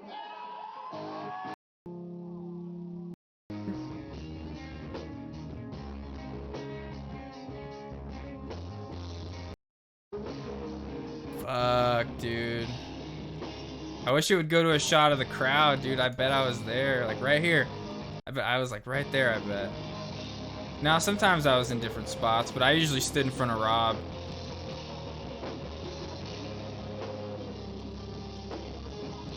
And I was like 12 here. I wasn't even in a band yet, I don't think. This was me. I was just like fanboying out over my best friend. He was like the best guitar player I knew. He was so good.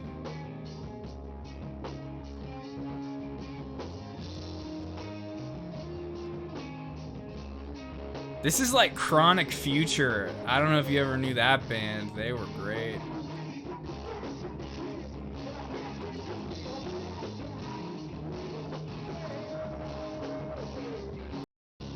Fuck, dude, this is making me so nostalgic right now. I'm glad you mentioned Arizona Teas, man.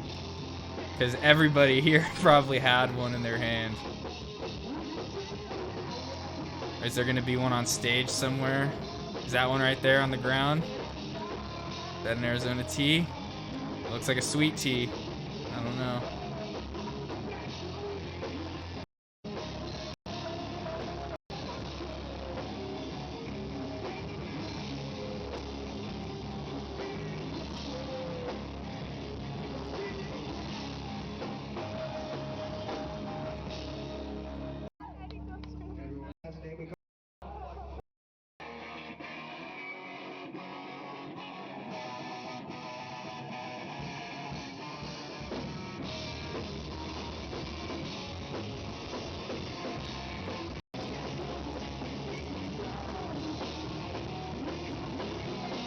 Okay, so that was Seeds of Suburbia, my good friend's band, best friend, dude. Hots. Is there a Hots show? I don't think so. I don't think anybody had footage of Hots at the Rockin' Java.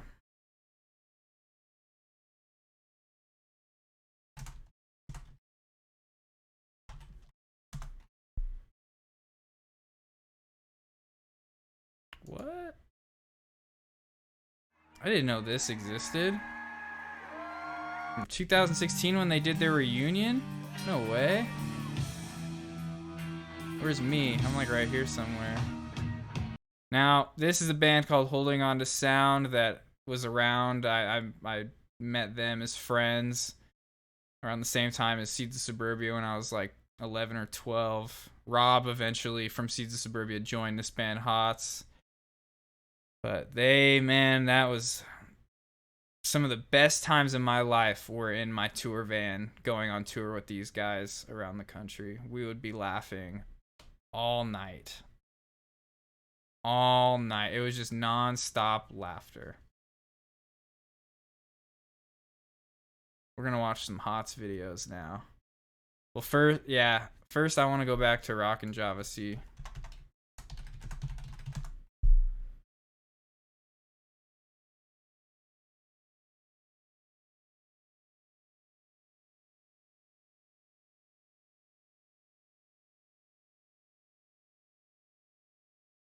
No, okay. I'll have to look deeper one day, but here. This band, man.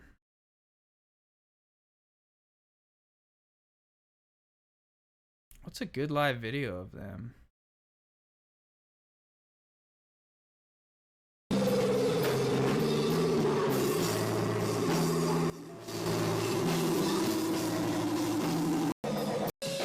I was at this show in Kingman. We were on tour. Yeah. I was like in the back of this garage.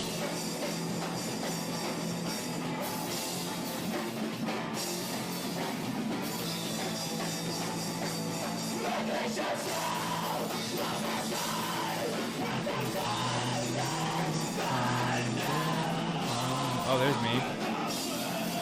I had short, I have an afro and my hair is short, very curly hair. Now it's long, tied up.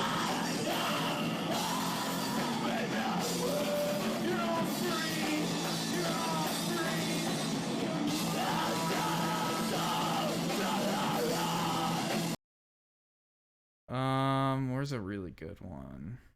Oh, this show was insane.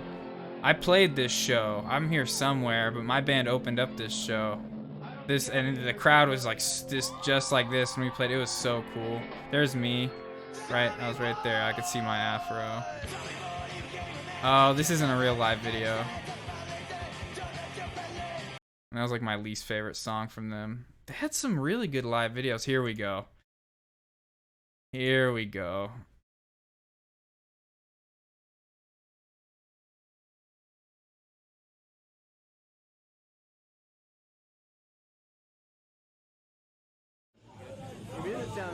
Look at Zubby's fucking eyes. It's fun, really energetic. As much fun as you possibly have.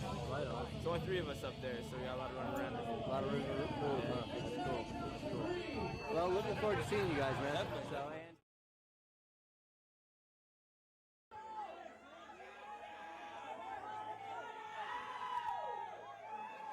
These guys were like hometown heroes of Vegas for a long time. When they broke up back in 2013, something like that, it was really, really a bummer. The music scene in Vegas hasn't been the same since they broke up. There's a whole different scene now, but it's like nothing like my glory days.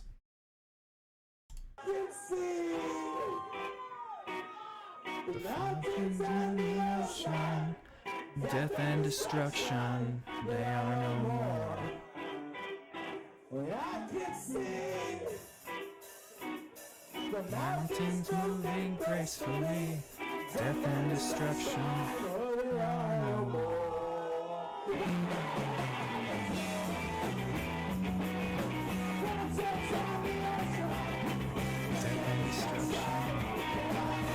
All homies, all these girls right here. Mel, Heather, Alexi, Liz, all homies.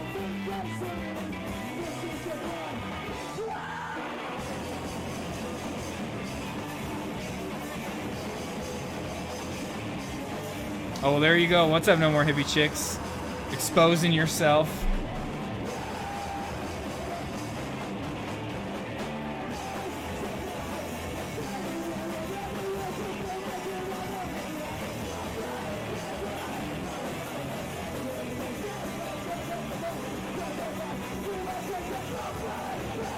Diego. He was in a band called Social Control. Oh my god.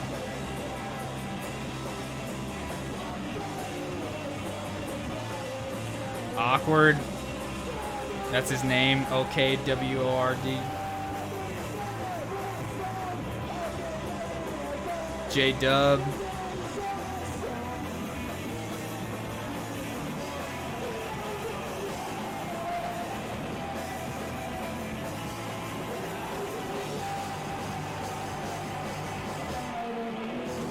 Yep. Oh my god. He fucked up the song. Or Vanessa might have. I don't know. Yeah, this is the bunkhouse.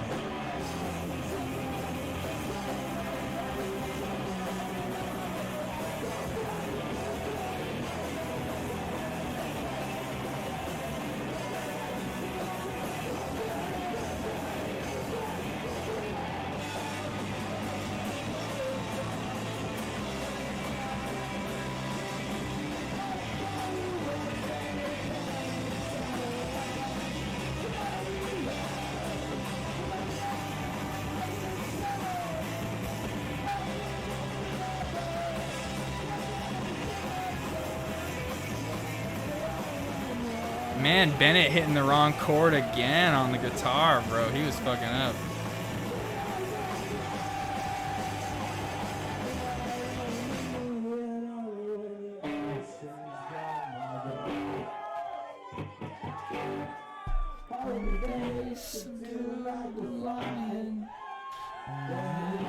Finally attacks.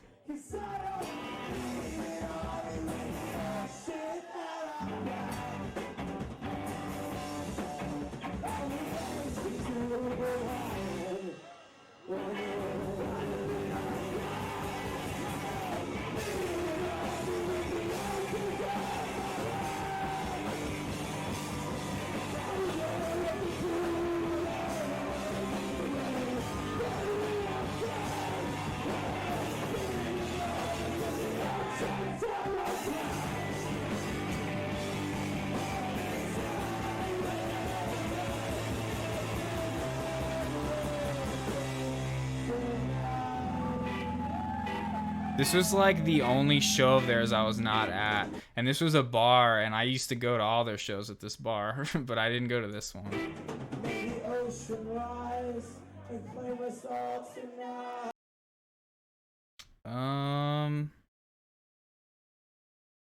What was this? Oh, this is when they played the House of Blues. Opening, I think they opened for NoFX.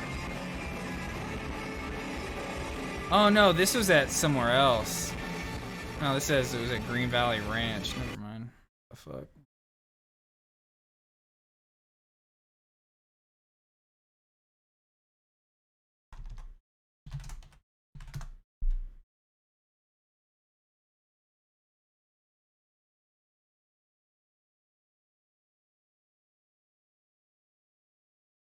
Where's the fucking video of some good audio?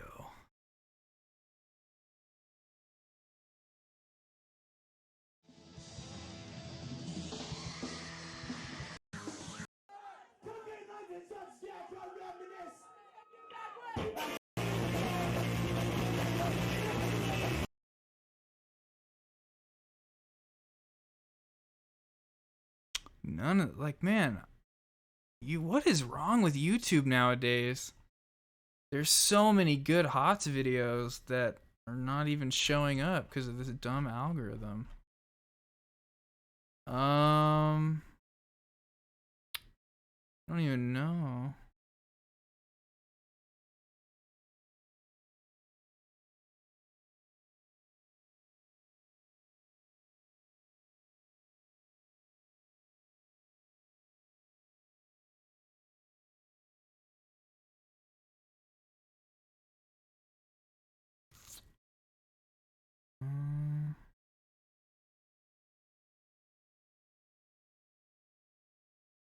You did, bringing up Arizona tea, man. I'm like just reminiscing on the old days.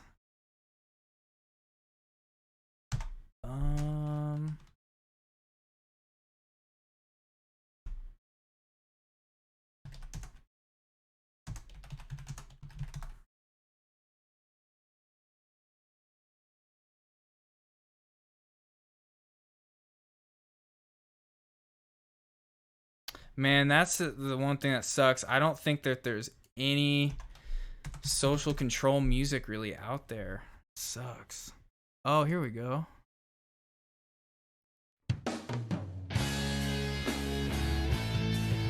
you've ever listened to like Leftover Crack, this is like what they wanted to be.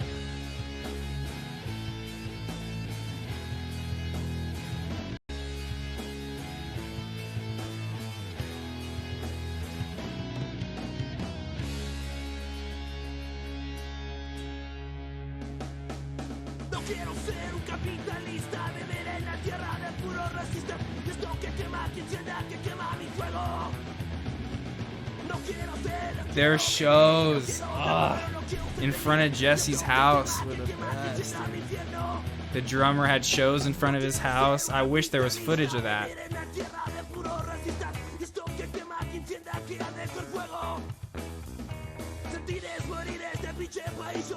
Oh, there's tons of One Pin Short footage. Probably of America. Somos esclavos de la economía, somos esclavos de estas leyes frías. Esto que encienda, que quema mi cielo. No quiero ser un capitalista, vivir en la tierra de puro racista. Esto que quema, que encienda, que arde con fuego.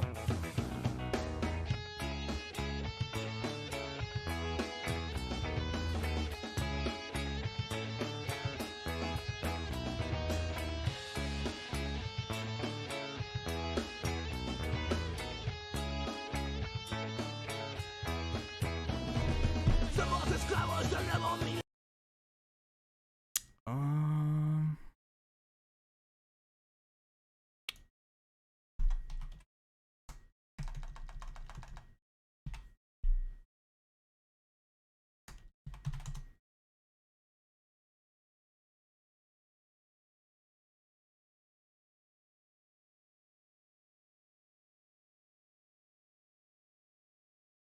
This is my old band. I'll be right back. I gotta go to the bathroom again.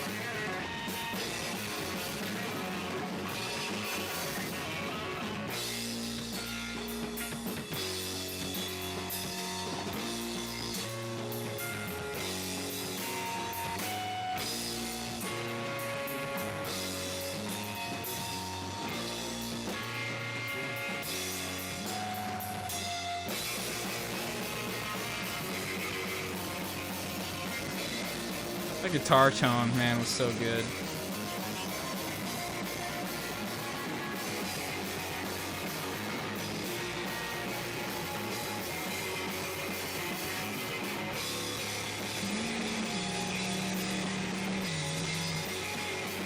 I had vocals for all this stuff. I just could never sing it and play at the same time. This shit was so hard to play on guitar and sing at the same time. I can do it now though. Pretty well. Some parts are hard.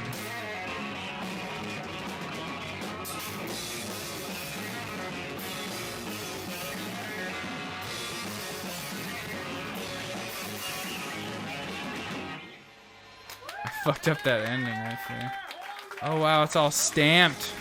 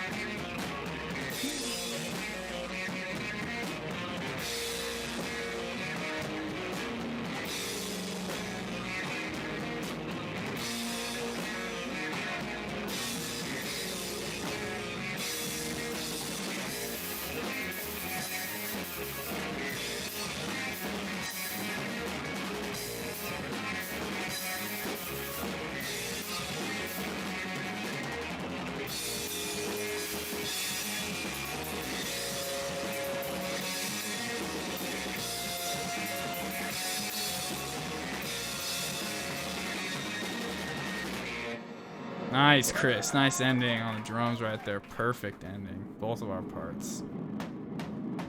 Fuck this song. This song was so dumb. We only played it because he would complain that he was too tired and needed a song that was like a break. So dumb.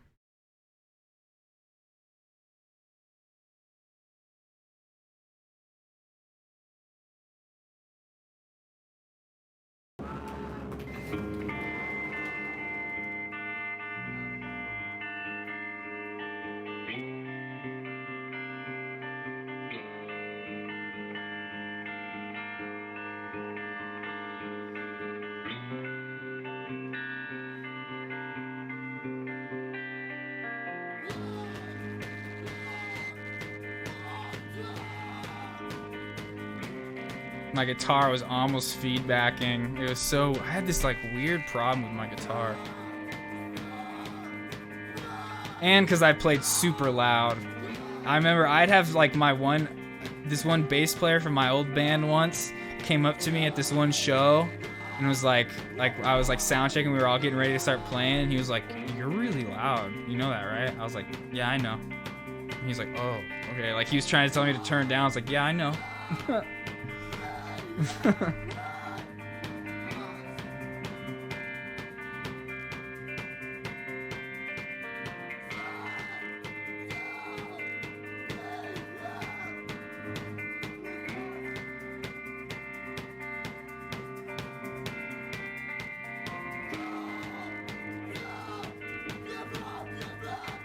Nick Boswell.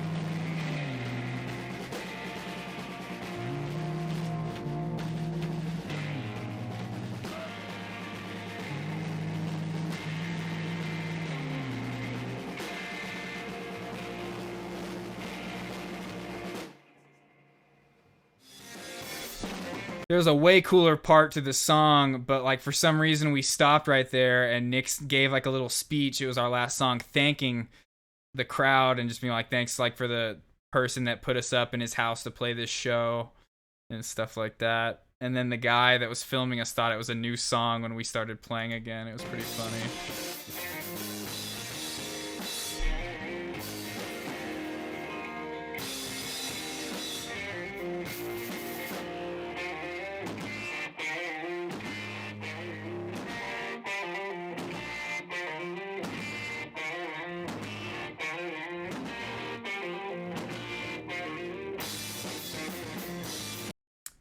Do you mean like my webcam right here? This one? It's some Logitech one. It should be, if you're on a PC, a desktop, you should be able to scroll below the video and there's like an Amazon cart there that says which one it is. If you're on mobile, you probably can't see it though, but it's the one.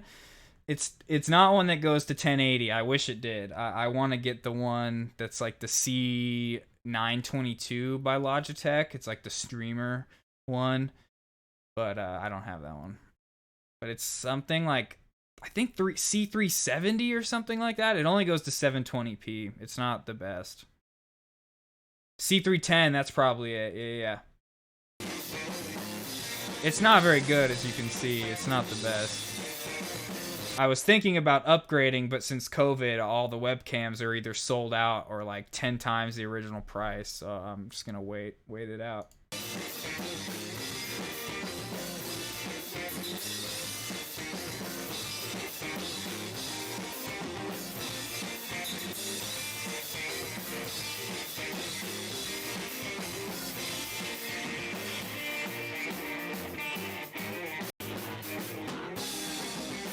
Oh wow.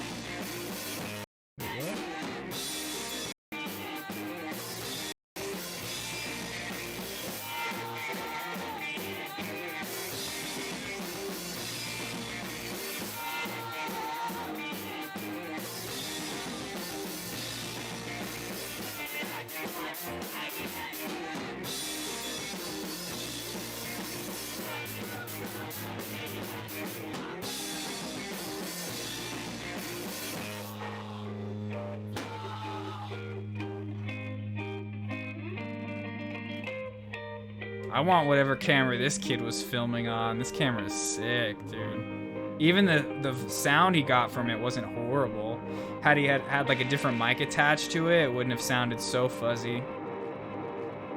Oh yeah, listen to that. Listen to those effects. Listen to those effects. Ooh. Ooh. Ooh, clean.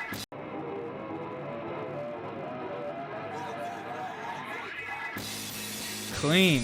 That was sick. I feel like Kanye West right now. Looking back at my own stuff.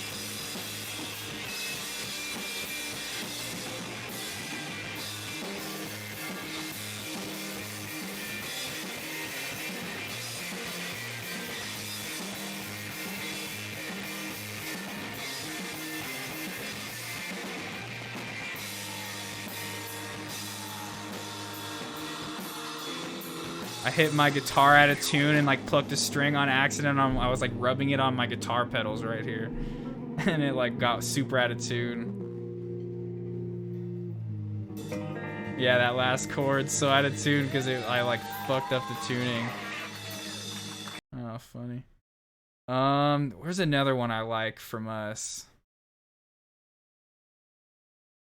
This one from Glendale, Arizona, bro. This was a great show. Horrible camera. My homie Adam filming it on his like shitty ass old like iPhone 4 or whatever it was at the time. Oh, you got one for 130? You know, I think that the one I want is like 150 right now or something, but I think all the prices are just jacked up right now. But let me know what it is. Tell me the name.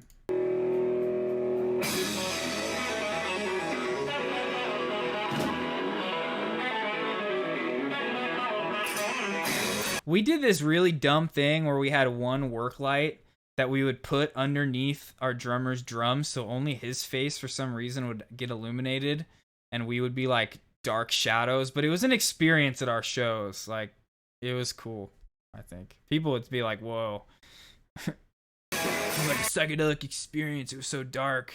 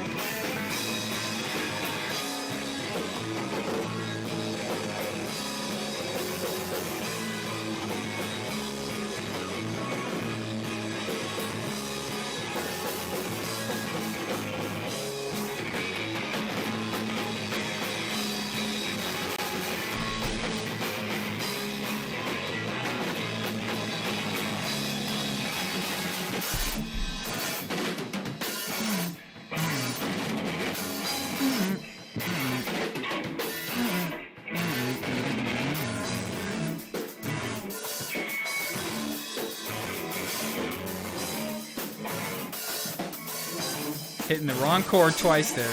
Come on, bro.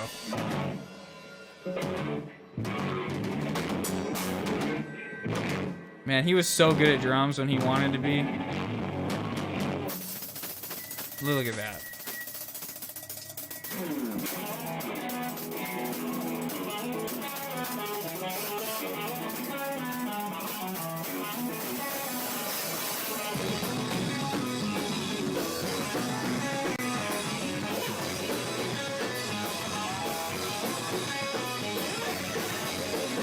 I think the cops got called on this show because this window behind him for some reason was open.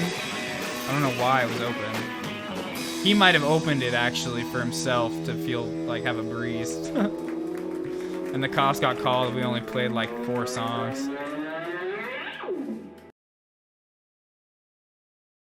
Santa Fe, New Mexico. Another one that you can barely see us, but I remember the audio on this one is good. I liked it. I mean, it's good.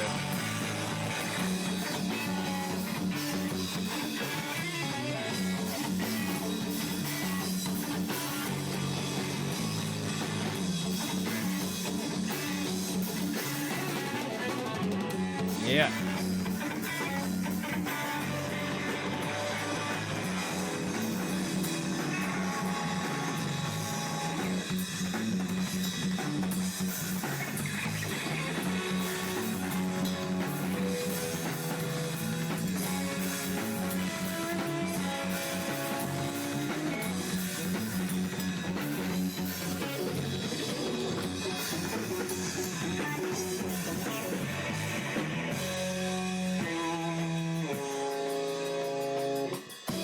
This part, I love this part in this song.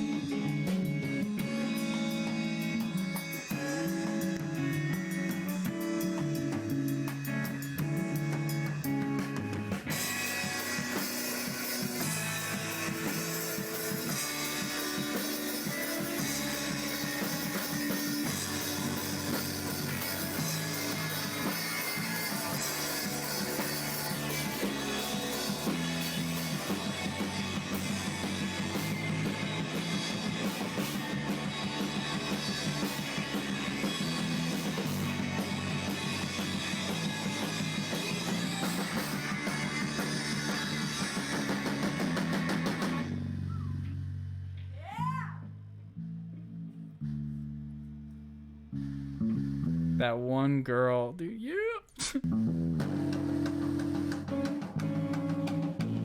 That part's so sick though, dude.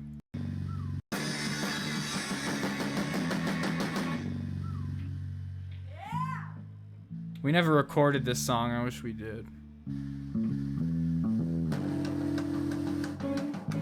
I tried after we kind of like split ways a couple years later to get us together to record a couple of the songs we never recorded, but never worked out. Hit the wrong note, slid into it, was a half step up, went down.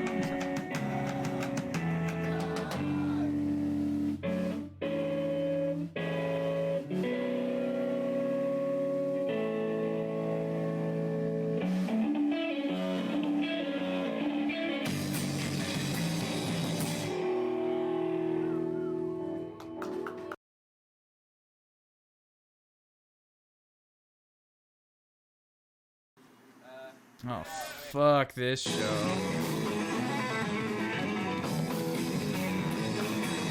We had to open up this show. It sucked.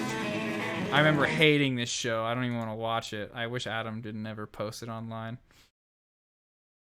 Oh, and this band, Trico, I swear to God, they fucking named their song 1819 because of us. This band is great.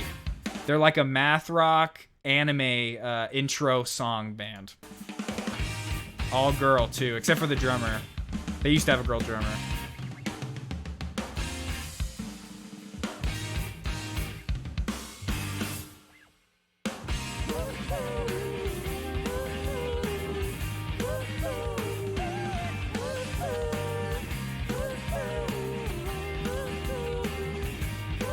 Later, hippie chick.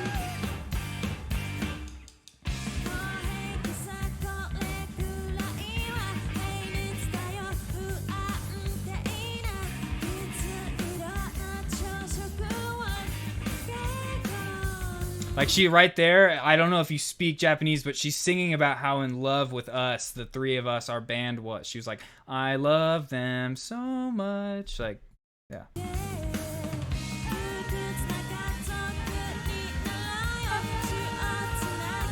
Oh, that part's so good. So good.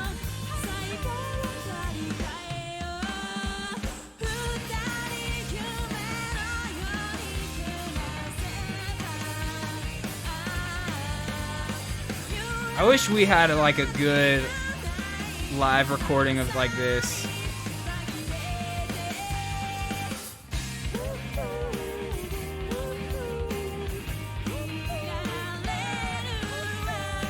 Where's the part where they scream 1819?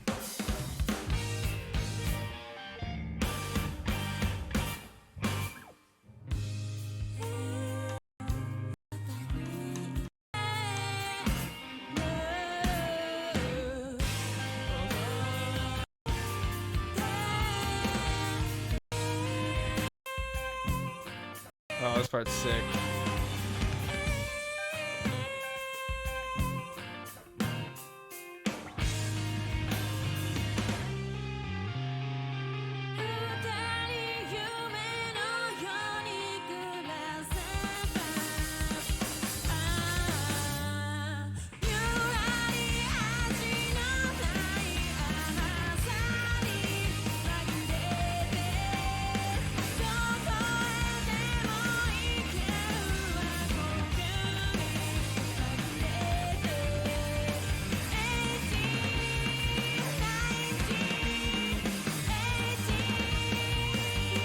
Yeah, dude. They loved us.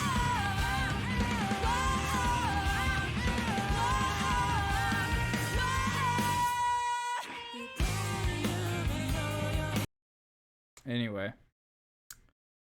Oh, this is a good one. This show, my hero, literal guitar hero, was sitting side stage watching me play, and like right before we started, he said, I turned around and noticed him there. I was like, oh my god.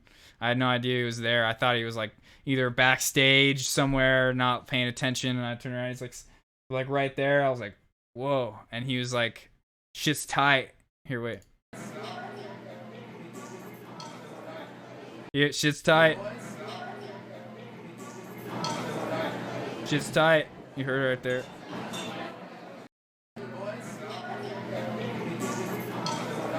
Shit's tight.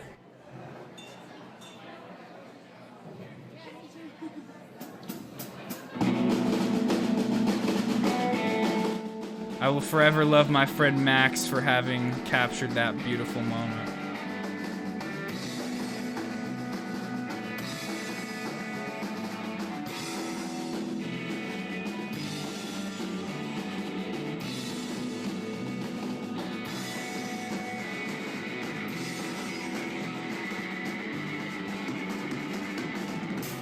Almost fucked up. Pretty much did fuck up, but saved it.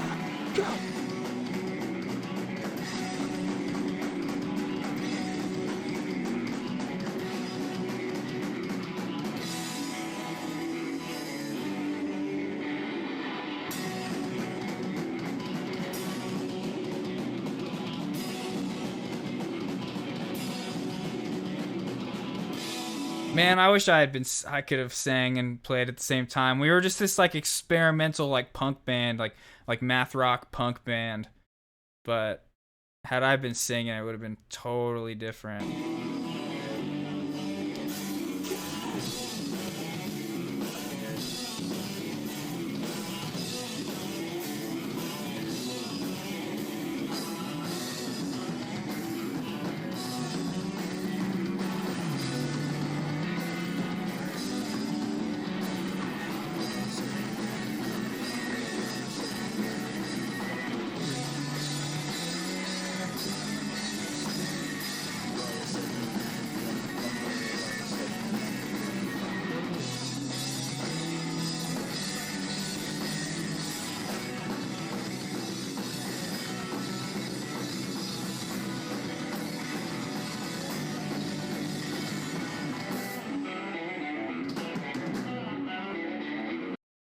That was tight.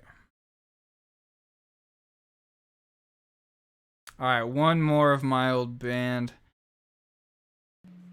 Is this yeah, this is another. Nah, we're not gonna watch this one.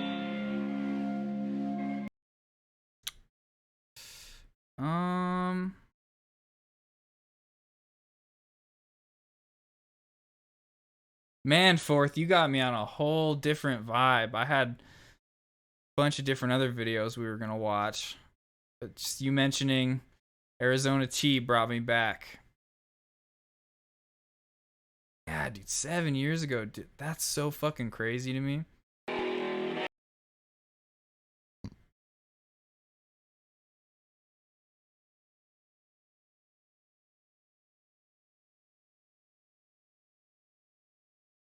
Right? Yeah, I know, man. Arizona tea was a like big staple of those early years. Not honestly, not during any of these times we were just watching, but back in those first videos, the Rockin' Java. That's like I said, man, everyone had them.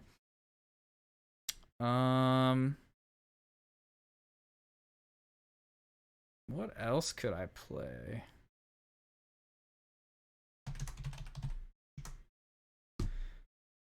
Terra Melos is like one of the best bands ever. They were a big influence on me.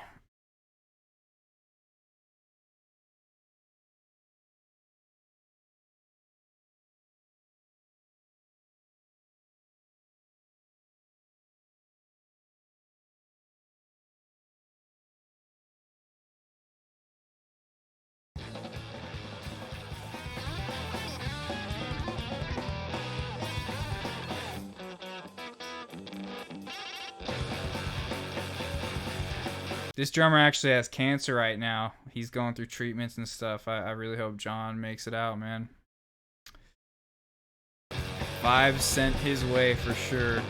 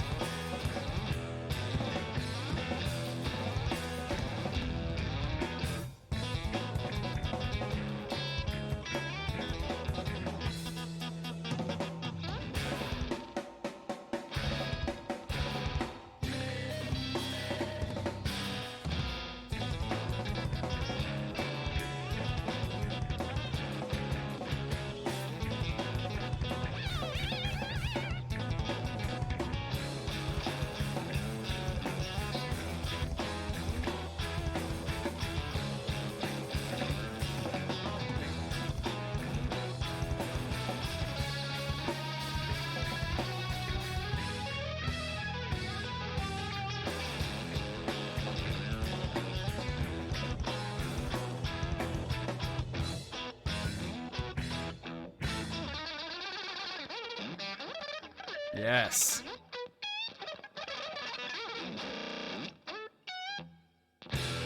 And see, to me, that's what guitar is all about, bro. Is making it sound nothing like everybody else who plays the guitar. Like when Jimi Hendrix did his national anthem at Woodstock, that was like revolutionary. What he did with like the feedback and all the distortion and just noise. That started noise music.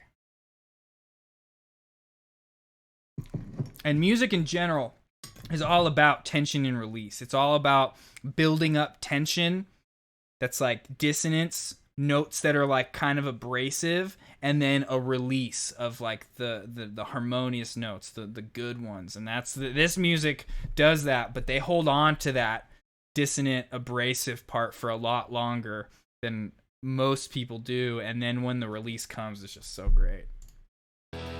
Like right there, that was one of them.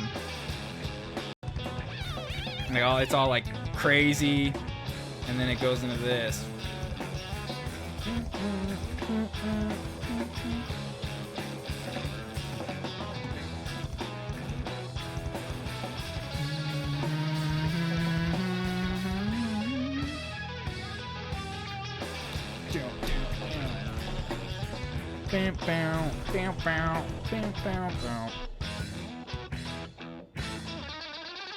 Dissonance.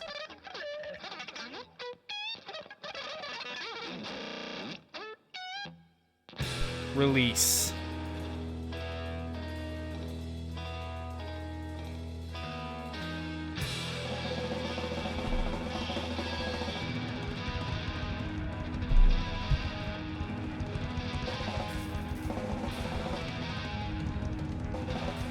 Germs going all over the place. Can you vibe with this kind of stuff at all, Fourth, or is this stuff to you just like, whoa? Because I understand to some people this kind of stuff is just like, give me Ed Sheeran, please. Like that kind of vibe. I get it. Or like, give me John Mayer or something like that. I get that.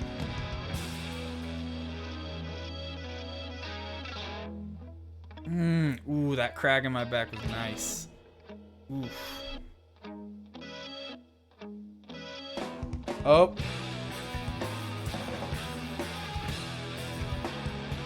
I got bit.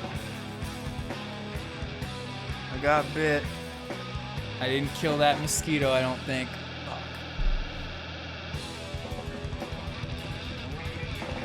Damn it.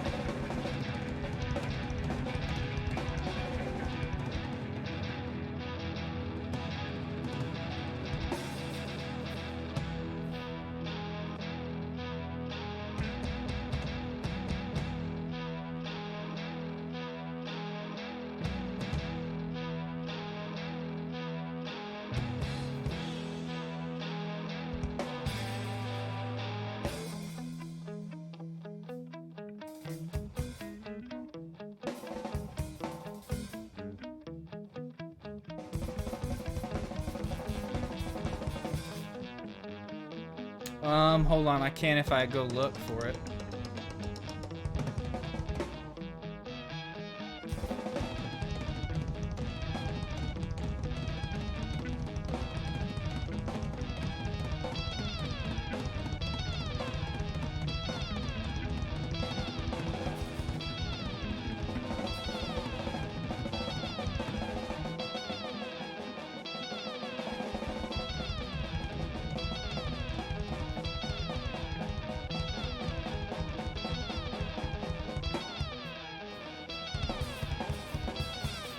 Oh, it's the drum clip. That's funny.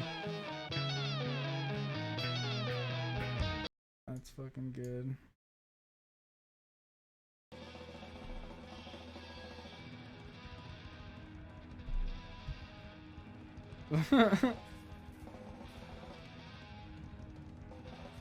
Germs going all over the place. Can you vibe with this kind of stuff at all?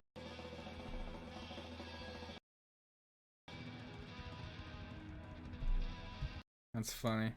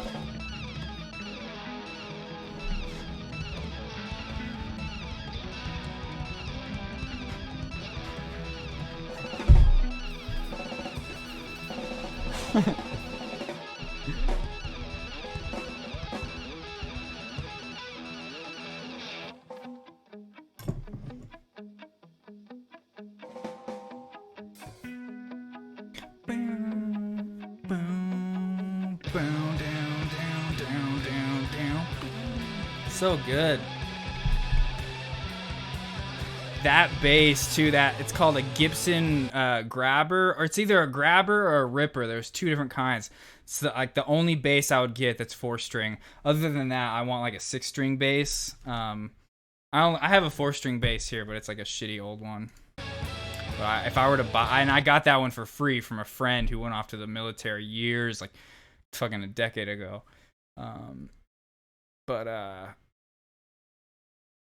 I swear I just saw somebody out of my backyard. It's not, but what the fuck? What was I saying? Yeah, if I were to buy a bass, I'd get that one. I have a guitar kind of like his. Mine's like brown, though. This color. My guitar is this color, but the guitar player's shape. One of them. I have a few guitars, but my main one. Oh, you saw him in my videos. Like the fuck, I was just playing it.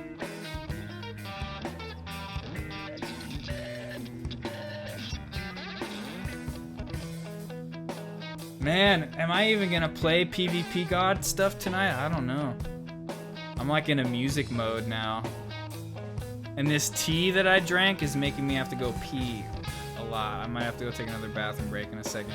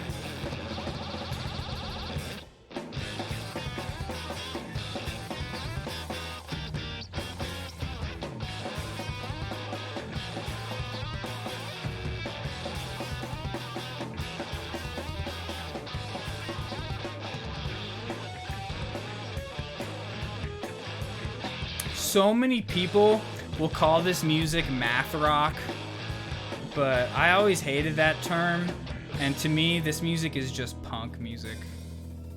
And if you want to get specific, it's like progressive punk music, but to me it's just all in the punk spirit, doing what you want, not making like conventional sounding music, just making like the most original thing that can come out of you, without trying to be like, oh, I want to make a song that's like a hit or something that has like a chorus and all that shit. You just like write. Maybe a chorus or something will come out of that, or maybe it's just a song like this where it's just like part after part after part after part after part, telling a story. Bros, oh my god, I see it. It bit me and I saw it just fly by me. God damn it, dude.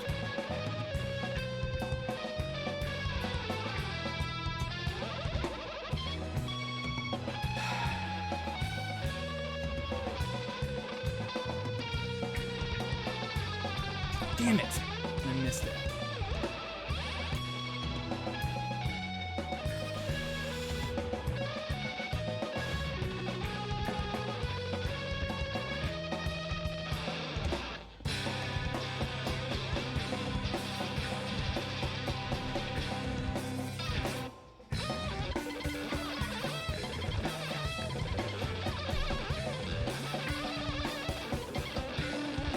Look at him, he's just having fun, bro.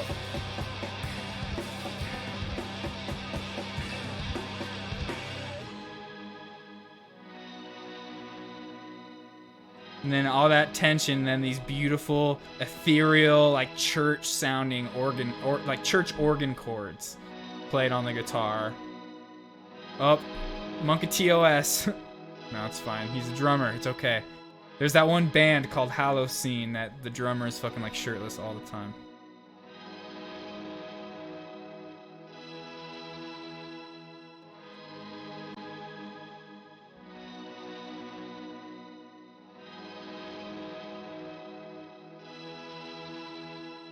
Okay, so now when I said that one, there was that one video of my band where my hero was like sitting on the side and he said shit's tight. This is that band. And this is an old video of them, old from more than 10 years ago. This is when the video was posted. This is from the early 2000s. It's the lead singer, guitar player. His name's Matt Embry. Look how sweaty they were.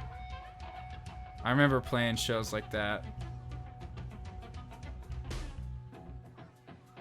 This is the last song on the new record. Dun, dun, dun, dun, dun, dun.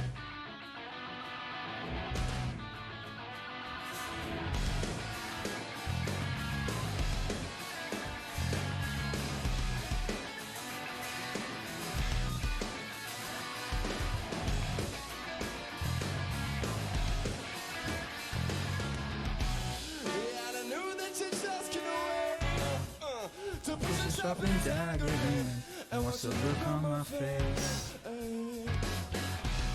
Always all you were searching for. Another picture of him good to see. To being alone. Oh. I will content with illusions.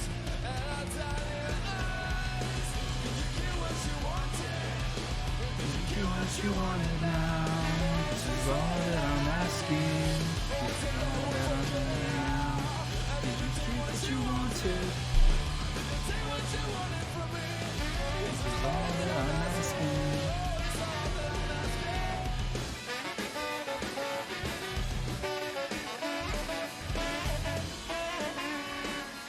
These guys were originally like a hardcore, just straight up ska band, and then they went like a progressive route. It was great.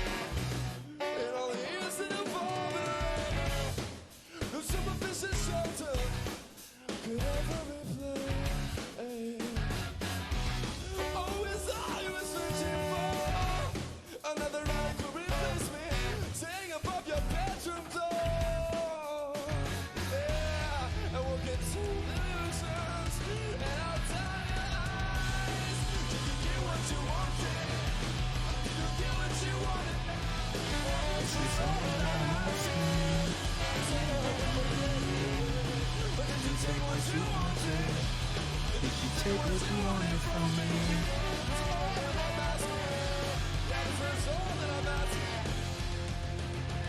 This part's so sick.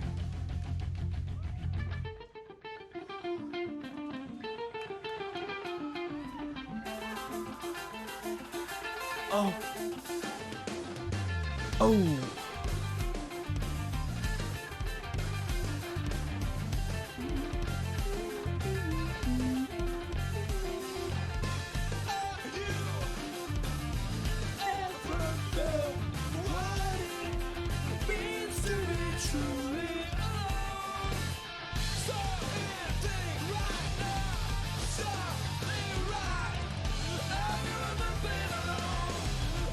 This is what I used to do off stream when I was like, yeah, like 10 to fucking 21 years old.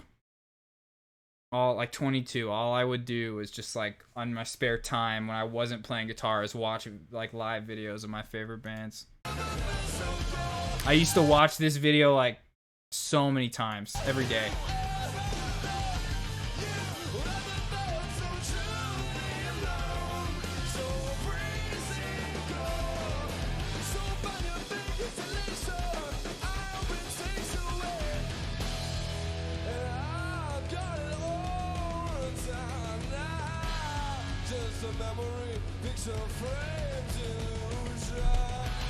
Did you get what you wanted? Did you get what you wanted now?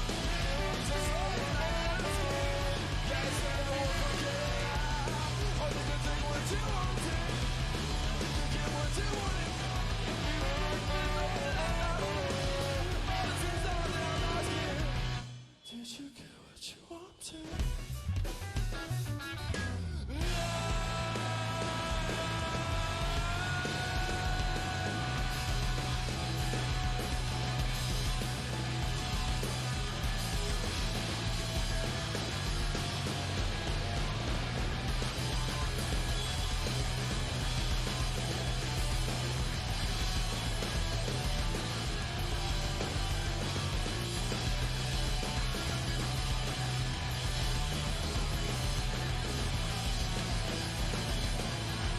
Chris Tagakis, one of the greatest drummers.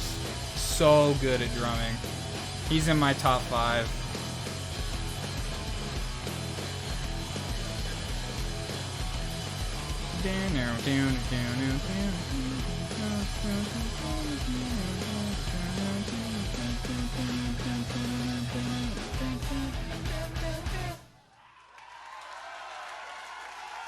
So good. Ooh, the sound of animals fighting. That was when they like started a band with Anthony Green from Circus Survive. All these guys we just saw.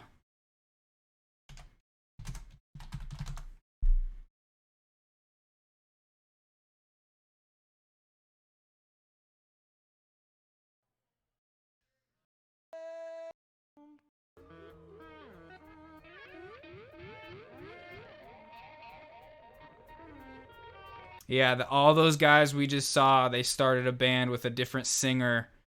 And like there was a couple different singers. There was like 3 or 4 guest singers, and it was like supposed to be a side project for them because I think they were like contractually locked in some kind of a record deal that they didn't want to be in, so they like started a new band under a new name for a while until they were out of that contract, I think.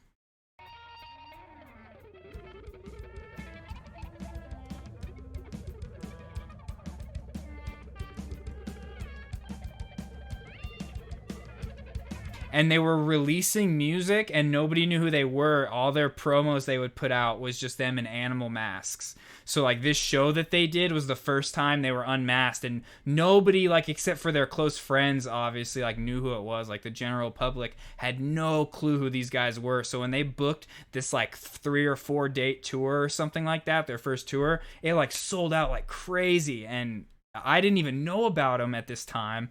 And it was in my city they played in. I wish I would have been in on it. I had no idea, but it was like in the early 2000s before I even heard of them.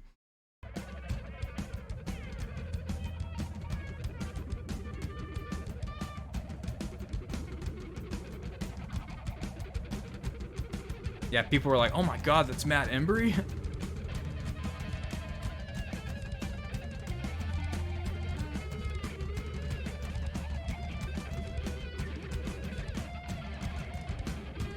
There was this one guest singer though that they had that really sucked, and I'm pretty sure he's in this video. Oh, what up, Zoop?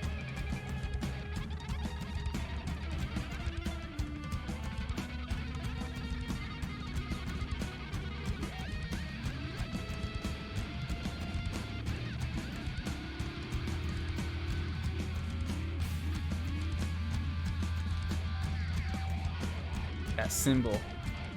Wait, oh no, not yet?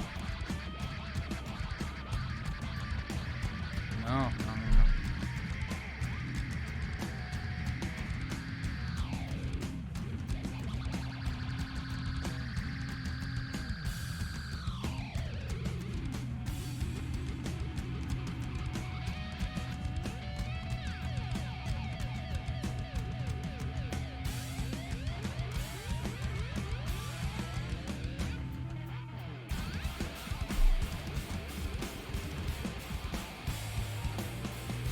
No worries, Zoop.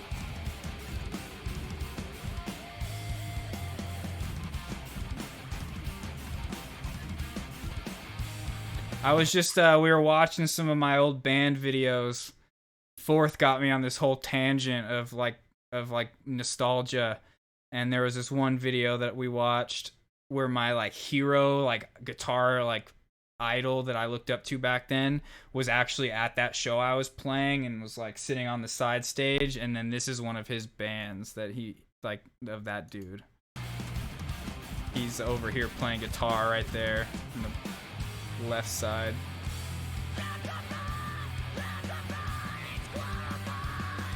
Him.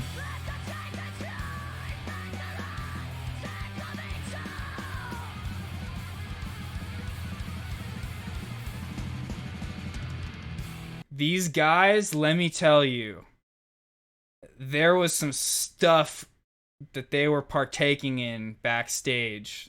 These guys were all huge freaking into stuff. Let me just say, they were into stuff, and you can just see it. He looks like he's having like a psychedelic trip on stage, like he's fighting invisible demons. This singer, he sucks, man. God, I almost don't even want to watch the video.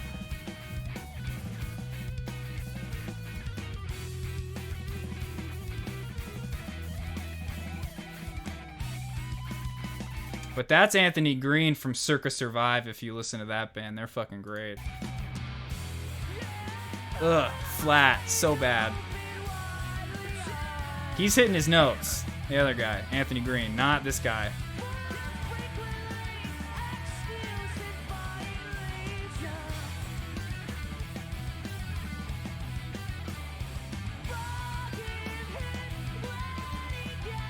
That's why he wasn't singing there. He was just pretending. Ugh, so bad. But then that guitar part. Almost can see his butt. Monk of TOS.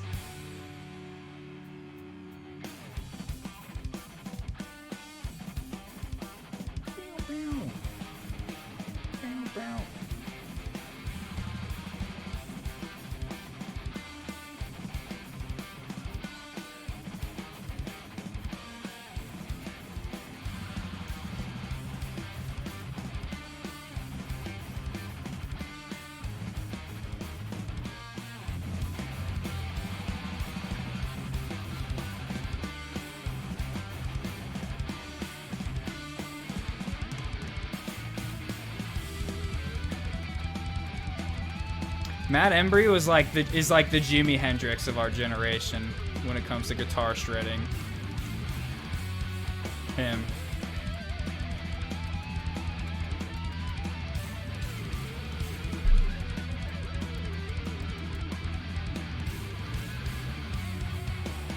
Oh, Zoop, I remember being young and saying I don't listen to different genres.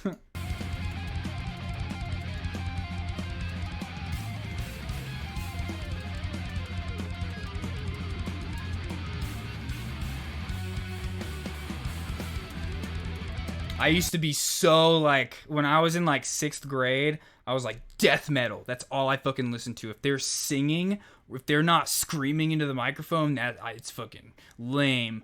And then I obviously grew up, and now I don't even, genre, the word genre to me is just so like out of my vocabulary. I just like music.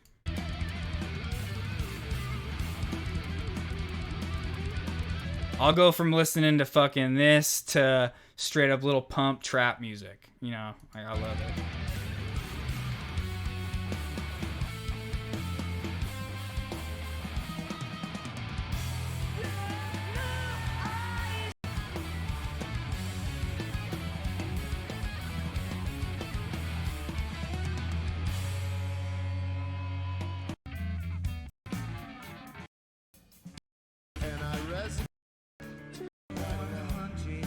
The vocals, though, in this whole set were bad. The music, though, they were such good musicians.